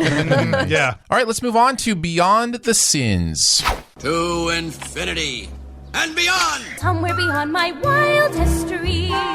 To boldly go where no man has gone before. We're each going to chat about something else from the world of pop culture that we've seen recently that we want people to know about, either to let them know how amazing it is or maybe how not so amazing it is, depending. I'll start with something I thought was amazing, which is Picard. Saw the first episode of Picard, and it's really good. Like, not just good, like I want this to be a movie now. And it kind of is, so I had a really good time. Jonathan, you've seen it too, right? Yes, I pretty much, like as soon as I got up on Thursday, I just this was like my Mandalorian. Yes, I liked it a whole lot and was glad to actually read that it seems like most people like it. There's those like outliers. There's those fans that are like, Data was never made of cells and bullshit like that. But yeah, we wouldn't know anything about pedantic arguments about pop culture content. Exactly. No, I really liked it. Yeah, no, I really liked it. I thought it was cool too how I didn't even think about it till I read somebody else talking about this. This is like the first sequel. Like, right. This is the first like moving forward storyline since like Voyager and Star Trek Nemesis, because everything else has been prior or it's created an alternate timeline. But they do continue off J.J. Abrams what happened to Romulus, right? Which is what propels his first movie, his first Star Trek movie. Yeah, so it's kind of in an expanded like in the canon of the JJ stuff, right? Yeah, and it also continues off Nemesis really well too, because there's the stuff with Data. Is Star Trek is everything Star Trek has ever done canon to the same universe? I mean, I know JJ stuff did JJ's is too. I mean, the stuff that happened on Romulan would have been on Romulus. God, I sound like such a geek here. The stuff that happened on Romulus would have been in the normal timeline, right? And then because of what happened in that movie, they kind of created their own, the Kelvin timeline, I think is what they call it now. So pretty much the Star Trek universe is canon. It's just that there's 2 timelines now that we're kind of keeping track of. At least, yeah. Yeah. Okay, yeah. interesting. No, yeah, they're pretty much, yeah, I mean, like, as far as, like, films and television now, like, I don't think they do things with the novels and stuff. The novels are, I think there are some, but, like, that's typically a separate thing. Like, they're very, because I've read writers talk about how they were specifically told, like, you can't kill people, you can't do this with them and all that kind of stuff. So, but yeah, pretty much. So I am not a Trekker or a Trekkie, depending on your preferred lingo. Yeah. Which doesn't mean I don't like it. It just means I'm not like paying super duper attention to it. I'm watching them as pieces of content and enjoying them. And this is kind of the first one where after I watched it, I was like, maybe I kind of want to be a Trekker.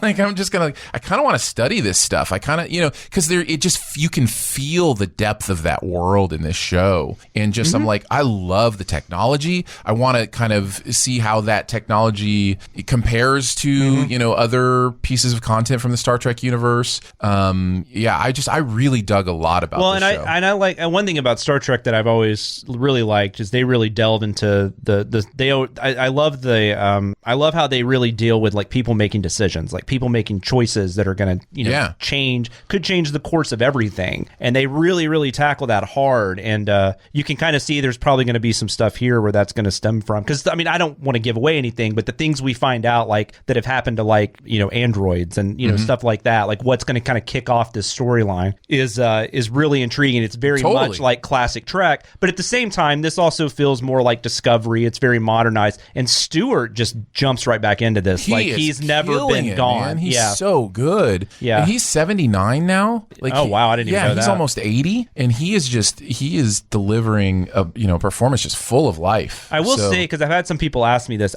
you don't have to watch, well, you watched it. You haven't seen like every episode of Next Generation. No, not at all. You definitely don't have to do that. I do think having knowledge of the first J.J. Abrams movie is probably a good idea. Yeah. Having knowledge at least of Nemesis is probably not a bad idea.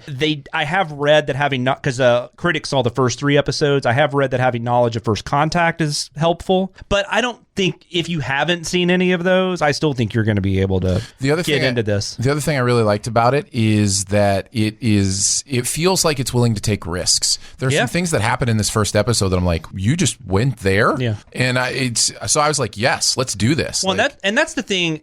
And I know I get, like, you know, Jeremy was talking about CBS All Access. If you're a patron, you get to listen to the Hangout. You heard him talking about this, about how it's, you know, I get the thing about it's just another thing to pay for, blah, blah, blah. But I don't think this show exists if it's not on CBS All Access. Yeah, it's interesting, right? Because I don't think a network is going to carry a Star Trek show. I mean, or is going to, I mean, I don't know. I don't think we would get Discovery. I don't think we would get Picard if we didn't have CBS All Access. So while I get the argument, I'm glad, you know, it's like, just annoying. I think we're all just annoyed. We're just annoyed that there are 8 different services and we try to have to juggle them and figure out what's worth it. And it's just, it'll clear up eventually. But I mean, they release Discovery on Blu-ray or on DVD. I assume they'll do the same with this. So you could get the physical media eventually if you don't have a chance to watch it. But I highly recommend it. I mean, it's a huge recommend from me as well. So Chris, what do you got? I don't know how well this show is being received right now. It looks like on the IMDb people aren't liking it, but I've been watching Avenue 5, which only has 2 episodes right now. The new Armando Iannucci series from the guy who did Veep and In the Loop and all that. I have enjoyed it so far. It still has the same kind of smart writing and everything.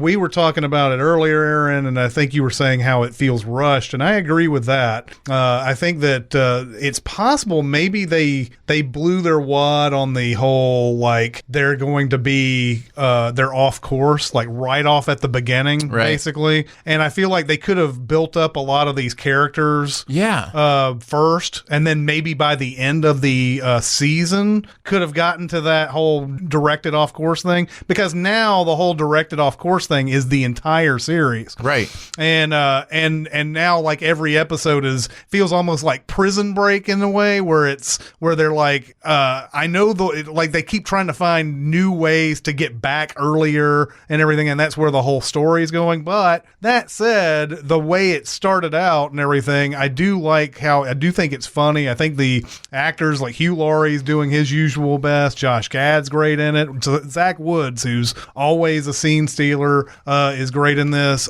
So far, so good as far as the writing is concerned. And TV is a writer's medium, so it's been fun so far. But so far, looks like people on the IMDb and whatnot, they're not getting this series right away. Yeah, but I like it. I can't wait to watch it. I'm definitely going to. I just need a second. Yeah, I thought it was really funny. I think I'll probably include some of that stuff in the outtakes too, so people can kind of hear our further discussion of it too. But yeah, I think it's really funny. I think it feels, and I've only seen the pilot. I've only seen the first episode, but I thought it felt a little discombobulated at points. You know, just like it couldn't quite find its rhythm of how to interact with its characters. And I think what you just said about giving us some more space to get to know the characters first is exactly right. I think that's part of it. If they could have made it where Zach Woods was going around to each of everybody's compartments, and if you don't know, the show's about a ship that's in space that people are taking a cruise basically in space. It's WALL-E kind of idea, it's the WALL-E thing, only this time they're not escaping Earth because Earth has no natural resources. Right, But they're on a ship basically taking a space cruise, and at some point something happens where 5,000 people end up, like, the anti-gravity gets taken away, 5,000 people get slam up against the ship and it directs it off course, whereas a normal trip would have been, I don't even know how long the initial trip was. Like a 2-week cruise or something like that. 3-hour tour. 3-hour tour. Ends up the course that they are now on, because of all of this different stuff, is now 3 years and everything. So if they had gotten in there where Zach Woods was going around the compartments and we started hearing all the people's stories and everything, I guess they worried that there wouldn't have been any conflict if that was the case. Like there wasn't an overreaching conflict if they didn't go ahead and knock them off course. Yeah. But it would be nice if, like, maybe at the beginning something sort of seeds that idea that they might, maybe it doesn't require the anti-gravity thing to happen. Just something else has happened where somebody's misread a chart or something, and they're going off. There's a setting on Google Maps that you clicked on accident. Yeah. Yeah, Google Maps. Why not? So what's interesting is, and we're rewriting the show at this point, which is fun. But there are actually two big things that can drive dramatic tension in the pilot. One is going off course. The other, I guess this is spoilers, if you're going to watch the show. But the other is the only guy who really knew what he was doing dies, right? So why not just do that in the first episode? Don't get them off course or let them know that they're off course yet or something, but give them something where it's like, oh, what do we do? And then you can save the other thing for later. I don't know. It just felt like they could have, exactly. They could have made there's one woman left who's an engineer who knows what's going on. Right. Well, make her just as clueless as everybody else. Right, yeah. And nobody knows the course is off. This sounds like a mix between Star Trek Voyager and The Love Boat. Yes. You got it. So do you think they're just going to follow different characters doing different so far now? That's only been 2 episodes, right? Yeah, like I'm saying, I'm recommending this because it's funny so far. But so far the 2 episodes have all been about what are we going to do to make the course, to correct the course where we are not out here for 3 years. And then of course everybody's got their little picadillos and everything that they like to pick on. There's this one woman who complains about everything, even when everything's all right. Now everything's going crazy, so she's basically the leader of this, and everything. And then Hugh Laurie is hilarious and cool. Like I said, Josh Gad, Hugh Laurie, and Zach Woods are all great. So yeah, good stuff. And now, Danae, you need to talk about the Orville. Okay. And I guess I'll talk about Hitchhiker's Guide to the Galaxy. I don't know. I would recommend the Orville. All right, moving on. There you go. Did I do it justice? We gave the woman her opinion. Now let's go. Yes. Thank you for having me on your show. Yep.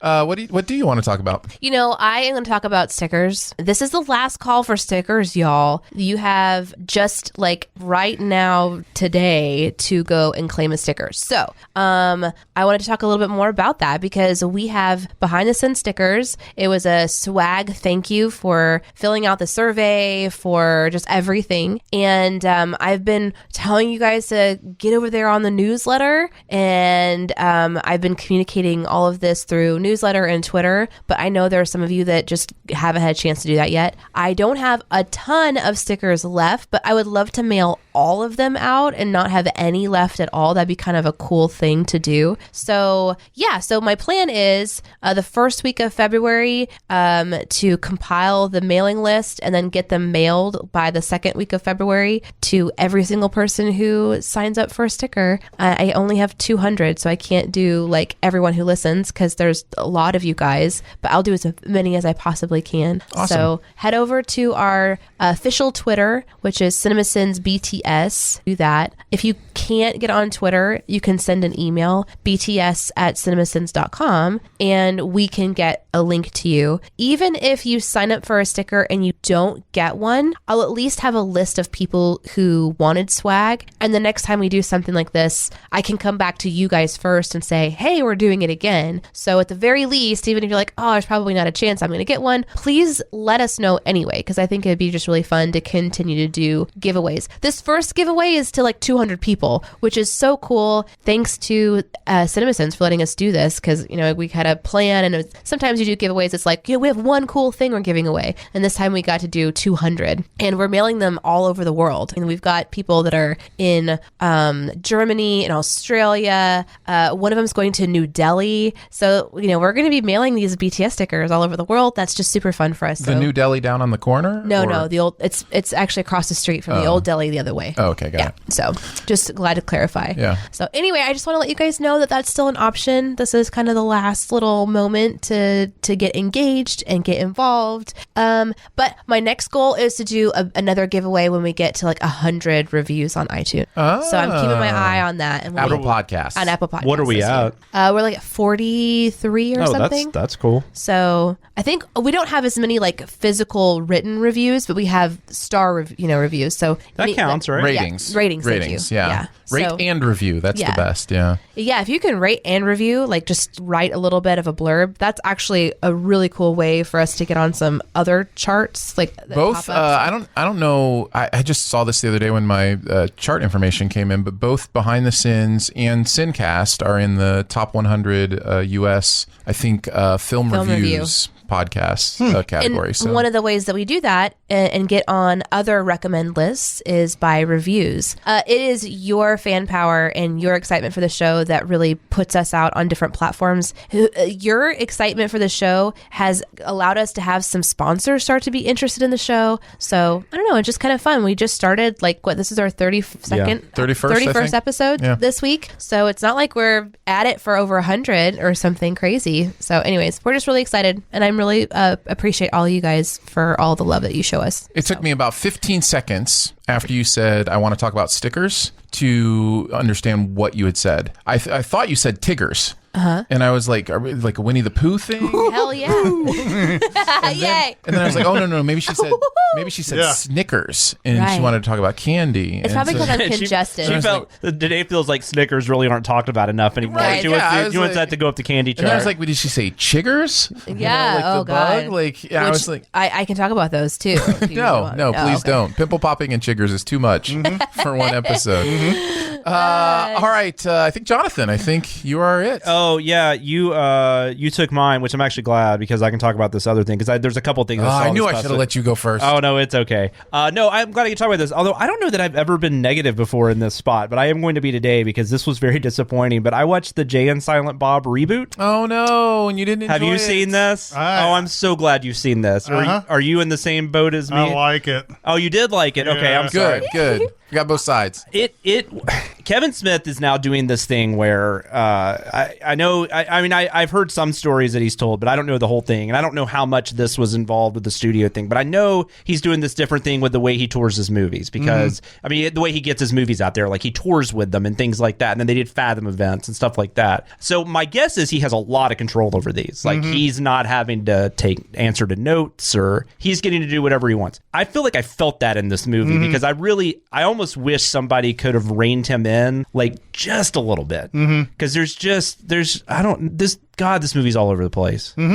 I felt a little bit of that during, what's the walrus one? Tusk. Tusk. I felt a little bit of that during Tusk. Yeah, and that's a very different, that feels very Kevin Smith in parts, but this is him jumping right back into the universe. Yeah. He's wearing his heart on his sleeve in this movie. This movie is for his fan. And I get that. And because I don't even know, if you haven't seen at least the movies in this universe, I don't know how you would know what the hell's going on. I think you have to have knowledge. Yeah, of but Clerks I and just don't Mallrats. know if there's very many people who would watch this. Watch this without that knowledge. Now, I will preface by saying this movie is very stupid. There are I mean it's not like I'm not sitting here recommending it based on it's the funniest comedy I've seen in forever or anything like that. But there are so many just moments in here that just end up just striking me very funny in this. Especially certain cameos that come up in it. The Silent Bob cameo, the person who is playing Silent Bob in the reboot, which I don't think has really been given away in outside of people who have seen the movie, because they even show that scene you can find that scene on something, but they don't show him. That was a really funny cameo.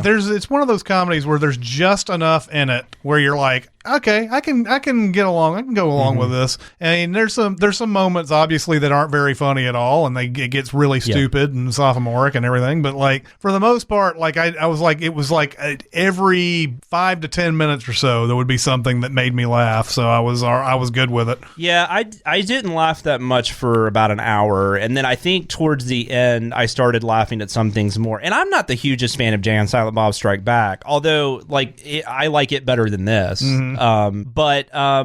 There's one great scene where Jason Mewes is talking to Harley Quinn Smith, plays a character in this, Kevin Smith's daughter. Jason Mewes' daughter is actually in this movie too, as she's really young though, and she is adorable by the way. There's a scene where Jason Mewes is telling her everything him and Silent Bob have done over however many years it's been. Yeah. And it's just so funny when he's telling it, like just the stuff they've done. Like, we met God, she looked just like Alanis Morissette. Yeah. We saved the world, and yeah. And then we went to Hollywood another time, because this whole thing is they're going back to Hollywood because there's a reboot. And I think one of my things with this, though, there's some stuff at the beginning where scenes just go on way too long. Like there's a scene with Jason Lee comes back as Brody from Mallrats, and there's a scene where although that was kind of funny that he had a comic book shop in a mall. Yeah. And there's like nothing else is open. Yeah. But they're talking about the difference between reboot and remakes, and like that scene just goes on forever. And then also another thing about it that bugged me was, and this is a lot of the time with parodies like this, is that the movie kind of has to become what it's making fun of, and that's a really tough thing to do. And I don't think this necessarily pulls it off. I do think Jason Mewes is like giving his all in this movie, and I think he does a pretty good job. Yeah, I did think it was pretty funny too. I don't think this is a spoiler, but because I think you can actually see part of this scene, but Kevin Smith plays himself also in the movie. And he actually does that in an interesting way. Like at first I thought they were going to go one way with it, like he was just going to be like this just dickhead, you know, but they kind of do it something different with it. I love when he comes out though, he has like his own theme song. It's like it's Kevin Smith, you know. It's the same music that plays on his podcast. Oh, is that what? Oh yeah, that's right. Yeah. So that was really funny when they do all that with him coming out, and then he's just doing his thing. There's some actually like the part that sort of tipped me on the side of really of liking this and everything is that there's actually some pretty good so-called dramatic moments in this. There is. They set up interesting. They set up a good relationship between Mewes and Harley Quinn Smith in this, because she's playing. I don't know if I want to spoil. All that, I wasn't going to spoil that. But there's some moments in there between those two that are great and everything, and I thought this got back to even though I'm not as big a fan of Clerks 2 as Kevin Smith is. Kevin Smith loves Clerks 2 over the original Clerks, which I think is wrong. But the Clerks 2 at least had some dramatic the prison scene moments in it that sort of made it a little bit more than your average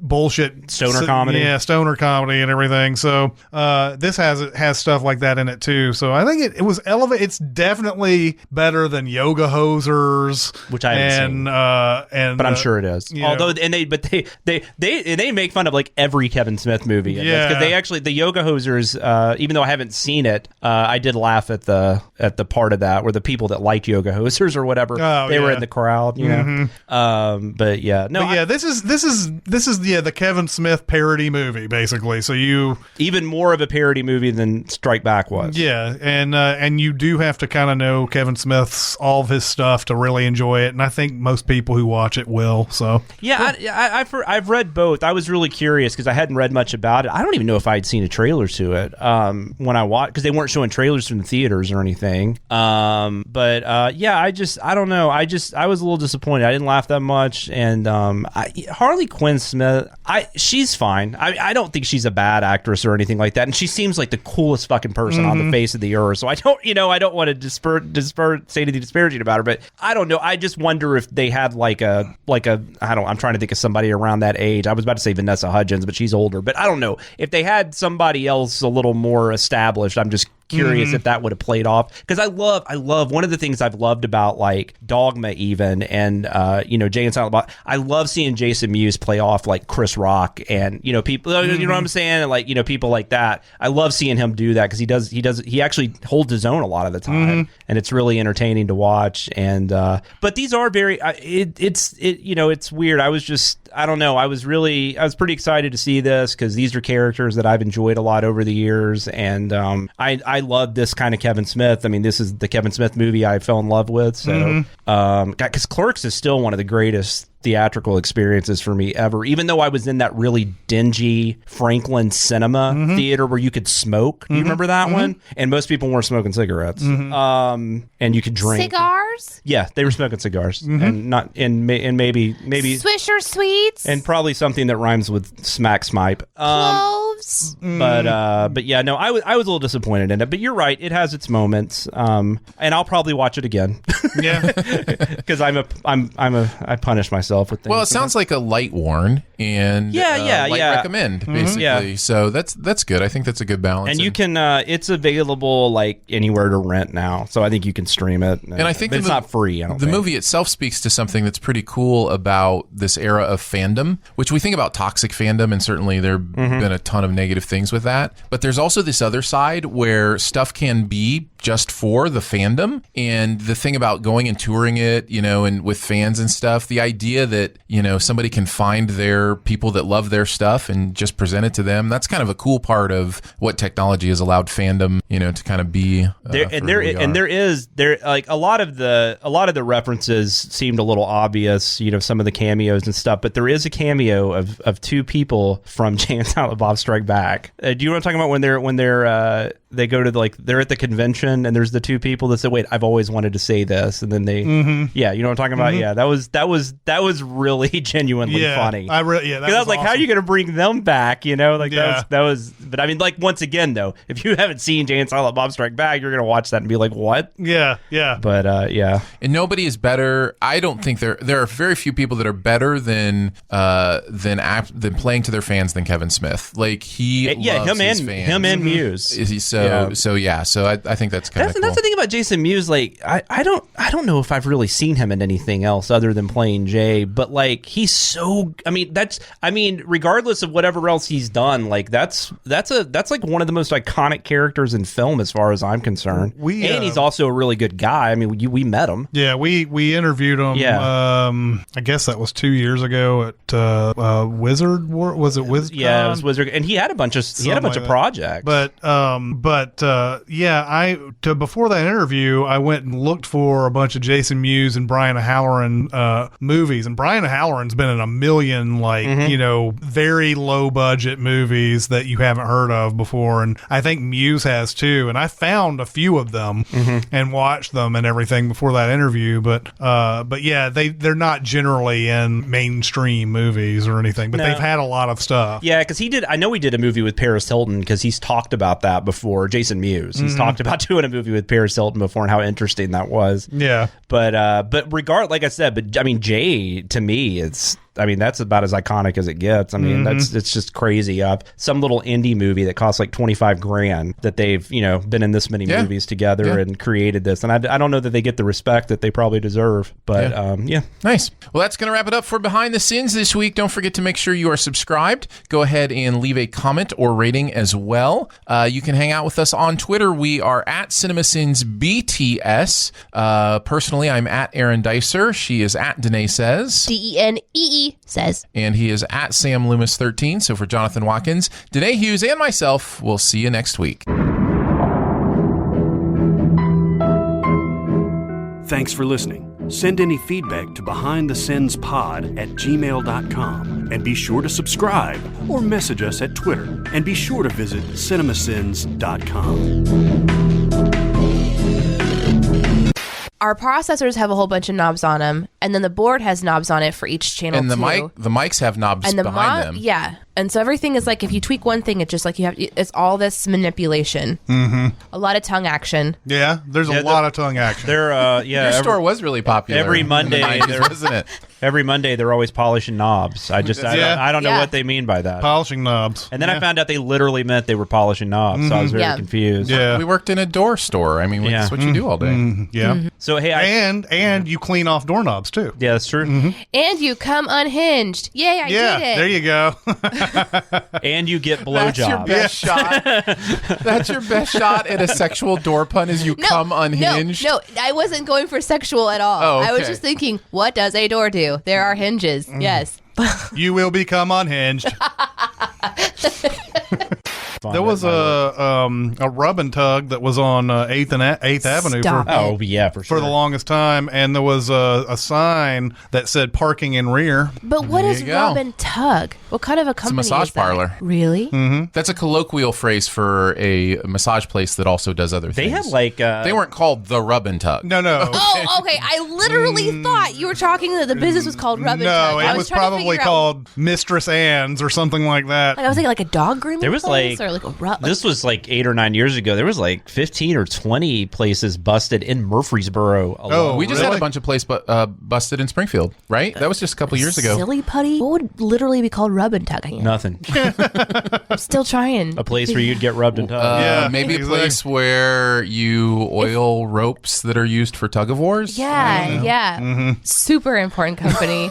Weird transition, but I finished Servant this weekend. Yeah. How did you feel? I liked it, but you said you wanted to talk to me about it after I was done. Yeah, because I feel like I wasn't seen Servant? Okay. Well, I'll try not to spoil anything, but I feel like I wasn't ready for it to be like a TV show where it's like, oh, we're going to leave you hanging and stuff may happen next I don't know what they're... Well, that's the thing. I wonder, is it going to be like a straight-up anthology, or are they going to follow that crew? If we're done with this crew, I don't think it resolved hardly anything. Like, I don't... That's my thing. Is like I was waiting for some big reveal or resolution or whatever. I think it told its story. Yeah, you don't. I mean, not satisfactorily. I have other questions about things that happened before that though. Yeah, because I was like, I'm trying to think how to tiptoe around this. You should watch Servant, Chris. It's good. I haven't even heard of it. It's on Apple, but it's M. Night Shyamalan. Oh, okay. I have heard of it then. Although he didn't really do any of it. He just produced it. He directed a couple episodes. Yeah, I think. I had forgotten he didn't do anything. Oh yeah, he did. It's like creepy baby doll, and then it turns into something else, and then it turns into something else, and I don't know. It's interesting, and it goes back and forth. But I'm trying to think of how to. Well, we could talk about it in more detail, I guess, alone. But I was just thinking about like when we're polishing knobs later, we can talk about it. Wow. Wow. All right. Okay. I've got a box of them to clean. Oh, okay, good. Yeah. I did not come here to any polishing. I just wanted to let you know. I've been cleaning all week. I'm done cleaning. I'm not prepared for that task. There was a lot of things at the beginning that all of a sudden didn't make any sense. Yeah, that's what I'm saying. Okay. Yeah. I didn't know. I was curious what your reasoning was. I was curious what your issue with it was. I didn't know if it was like more from the religious angle, or or just the subject I like matter. that stuff. Okay, cool. It was more of lots of great foreplay, but not a lot of payoff. Yeah, for me, and it doesn't mean that it didn't try to answer some questions. Yeah. It just didn't feel like I didn't have a showgasm at the end. And then I watched the first episode of The Outsider this weekend, which was really good. I love The Outsider. I've only seen the first episode, but that was awesome. And I haven't read the book, oddly enough. I haven't read the book, but I've seen all 3 episodes, and man, that show is good. Okay, cool. Good to know, because I did like the first one. I love Ben Mendelsohn not being like not being Ben Mendelsohn. He's so Have you watched good. it yet? No, I haven't. Oh, you should check it out. Yeah, it's HBO. And then I've seen trailers. Yeah. It's Jason Bateman's in it. Yeah, Jason it's based Bateman, on a Stephen Ben King Mendelsohn. novel. Yeah. Which, and like I said, that's one I haven't read yet, so I don't know where it goes, which I'm kind of happy about. Have you watched Avenue 5 yet? No, Yeah. that's on my list, but I haven't started. I like it. I was looking at IMDb though, and people seem to be shitting on it. Yeah, there is something about it that feels half done. Yeah. To me, like it feels like weirdly rushed. I think it's hard to make the show he's trying to make there. Well, especially when Seth MacFarlane kind of is already making it too. Like, you know, it's interesting how much it plays in the same sandbox of whatever Seth's show is called. The Orville. Yeah, the Orville. You know, it's kind of playing in the same sandbox as the Orville. I hate that have never seen Veep, but for the longest time, I didn't realize it was the same guy that did In the Loop, because I love In the Loop. Yeah, I mean, and he did, I guess, that Death of Stalin. Yeah, Death of Stalin, yeah. He's, this is different because he's not doing that political theater in this. It's just, it's more broad than what he's normally. Is Josh Gad good? That was kind of he's pretty hilarious. He's great. I love that was a bit of a Josh turn Gad, off for me. man. So, I don't dislike him. He just, I don't know, seemed weird in that role. The person for me is Zach Woods. That guy is always funny. He's in Silicon Valley. Yeah. He was in the Ghostbusters. Ghostbusters. He's great.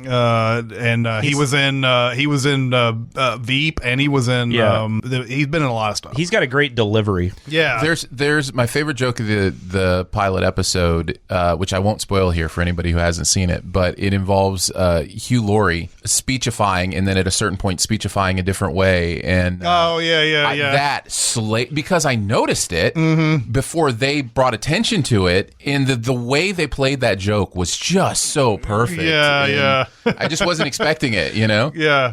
Did you watch Enterprise when it was on? Yes. One thing I didn't like about that was that no, I didn't. It felt, well, if you did watch it, you might, I don't know.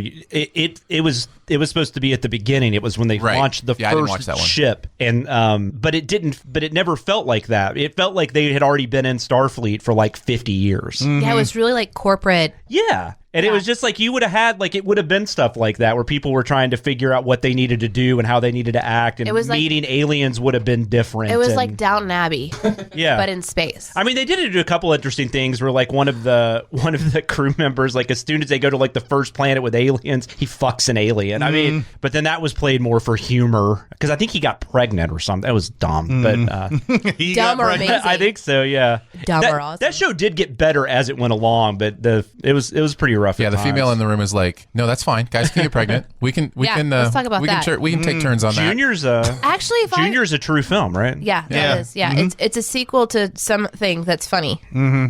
Before we get going, I have a question for Chris. Do you ever want to play Dungeons and Dragons with me? Depends on a lot of factors. What do you mean? The answer would be yes. I would. Great, perfect, wonderful. That's all I need. Yeah, I would play Dungeons and Dragons and have played Dungeons and Dragons in my life. Did you enjoy it? Yes and no. Okay. I played it in high school. Okay. It was the first time I ever played it, and somebody got mad at me because of something that I didn't do, and we almost got in a fight over it. Oh, so it's been a while. Yeah, we got in a almost like knock 'em out, drag 'em out fight until cooler heads prevailed. That's exciting. And it was stupid. It was stupid. My character, my character had unusual strengths and qualities from my dice roll and everything, and then like halfway through it, this guy, friend of mine, I mean, he's like, I think Chris's character needs to pray to his deity or he's going to lose his powers. Oh, and I'm a paladin. And I was like, I don't know. Yeah. And I was like, how am I supposed to know that? I actually don't even think I said that. I think I just went right into what the fuck are you talking about? Right. And then suddenly it was like almost like coming to blows over this. And you know in your head while that's happening that this is stupid. Right. This is dumb. But at the same time, I'm going to channel my rage. Right. What's the one where you're a werewolf or something? Do you know what that is? There's a lot of different ones. You mean like LARPing? Were you in real life like running around?